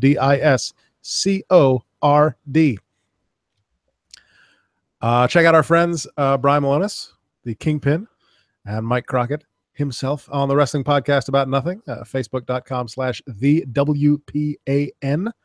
They've had some really good episodes go up in the past few weeks. Some good stuff. Yeah. Well, the episode where Malonis had to go solo, and there was a lot of drinking of water in the background. So a little bit of fun with the Kingpin at the Kingpin's expense for that one. But yeah, they do 2 shows a week, Monday and Thursday, and usually good guests, usually good topics, and always a good time. Indeed, and we thank them. We thank them for helping us out. Their help to us is going to be far more consequential than our help to them, but we thank them. Yeah, and actually, Crockett, I think it was this past week, opened a new Facebook group for people to just discuss wrestling-related podcasts. If you give me a second, I can pull it up and give you the direction. Putting over podcasts. Putting over podcasts, yes, absolutely. So, yeah, go there, check it out. It's all about wrestling podcasts. Some good discussions already starting up over there, and if you're looking for stuff to listen to, there's always some good recommendations. So I would encourage you to go join that group and participate in the discussion. Indubitably. Search for us on iTunes, Stitcher, Google Play, Podbean, or Podomatic under the Rundown Wrestling Podcast. If you subscribe, you get the podcast delivered to you absolutely free each and every week for $0.00. If you cannot afford a monetary donation, leave a 5-star review on iTunes because that helps other people find us. Leave a 5-star review, leave a review on all of your platform of choice, and let people know what you think about the show. If you leave a text review lately. We haven't had any on iTunes lately. No. Okay. I don't know where to look on Stitcher. I got to dig into that. But Hashtag show prep. with that, thanks to everyone for listening. Thank you to everyone in the chat room.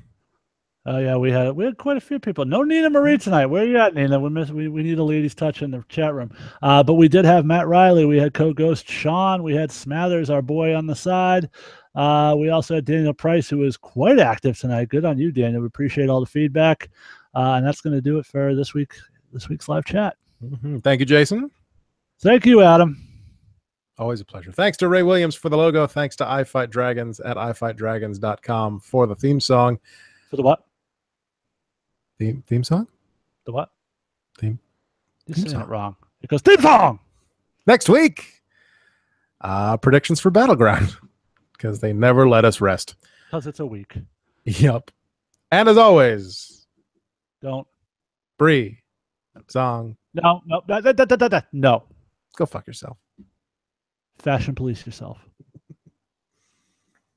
Take care, Bulby Faces. See you next Thursday.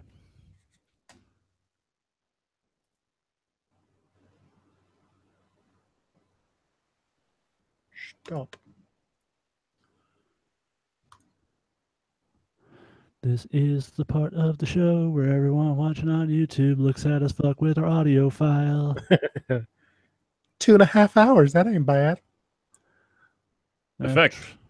Compressed dynamics 1.2.6. Okay. Goddamn, pal. Don't forget the noise reduce. I do that after. I do it first. Well, fuck you. I'm not your guy, pal. Came out really good last week. Oh, you know what? That's fine. My audio sounded really good last week. I was very happy with it. I don't know if it was just that it came out really good or if Andy fucked with it. But if he did, then could be both. Could be. It's a rare occasion where my audio sounds better than Andy's. Andy had all sorts of shit going on last week. He had trucks going by and trains and fucking.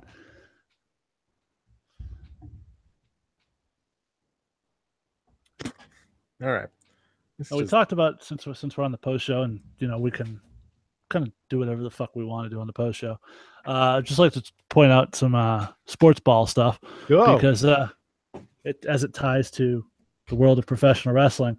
Lonzo Ball, recent Monday Night Raw guest, got a lot of shit for his like $400 Big Baller sneakers. Played like shit wearing his Big Baller sneakers, switched to Nikes last night and dropped 35 points. So that should tell you all you need to know about the Big Baller brand shoes. Or possibly the Big Baller brand in general. Yeah. Who's got big balls? On fire. B+.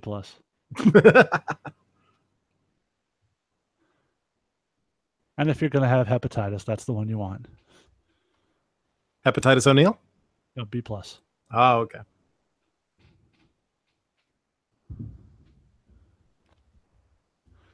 Oh, we're still live. So do we have any transcripts or anything? I was looking at them. Nothing really.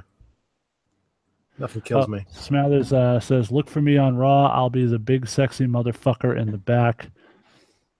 In the back. Okay. Probably. Never mind. I was going to make a joke. I'm not going to make it. Never mind. Something, Sierra, something, 17-year-old. I wasn't going to name anybody in particular. Well, on that note, goodbye.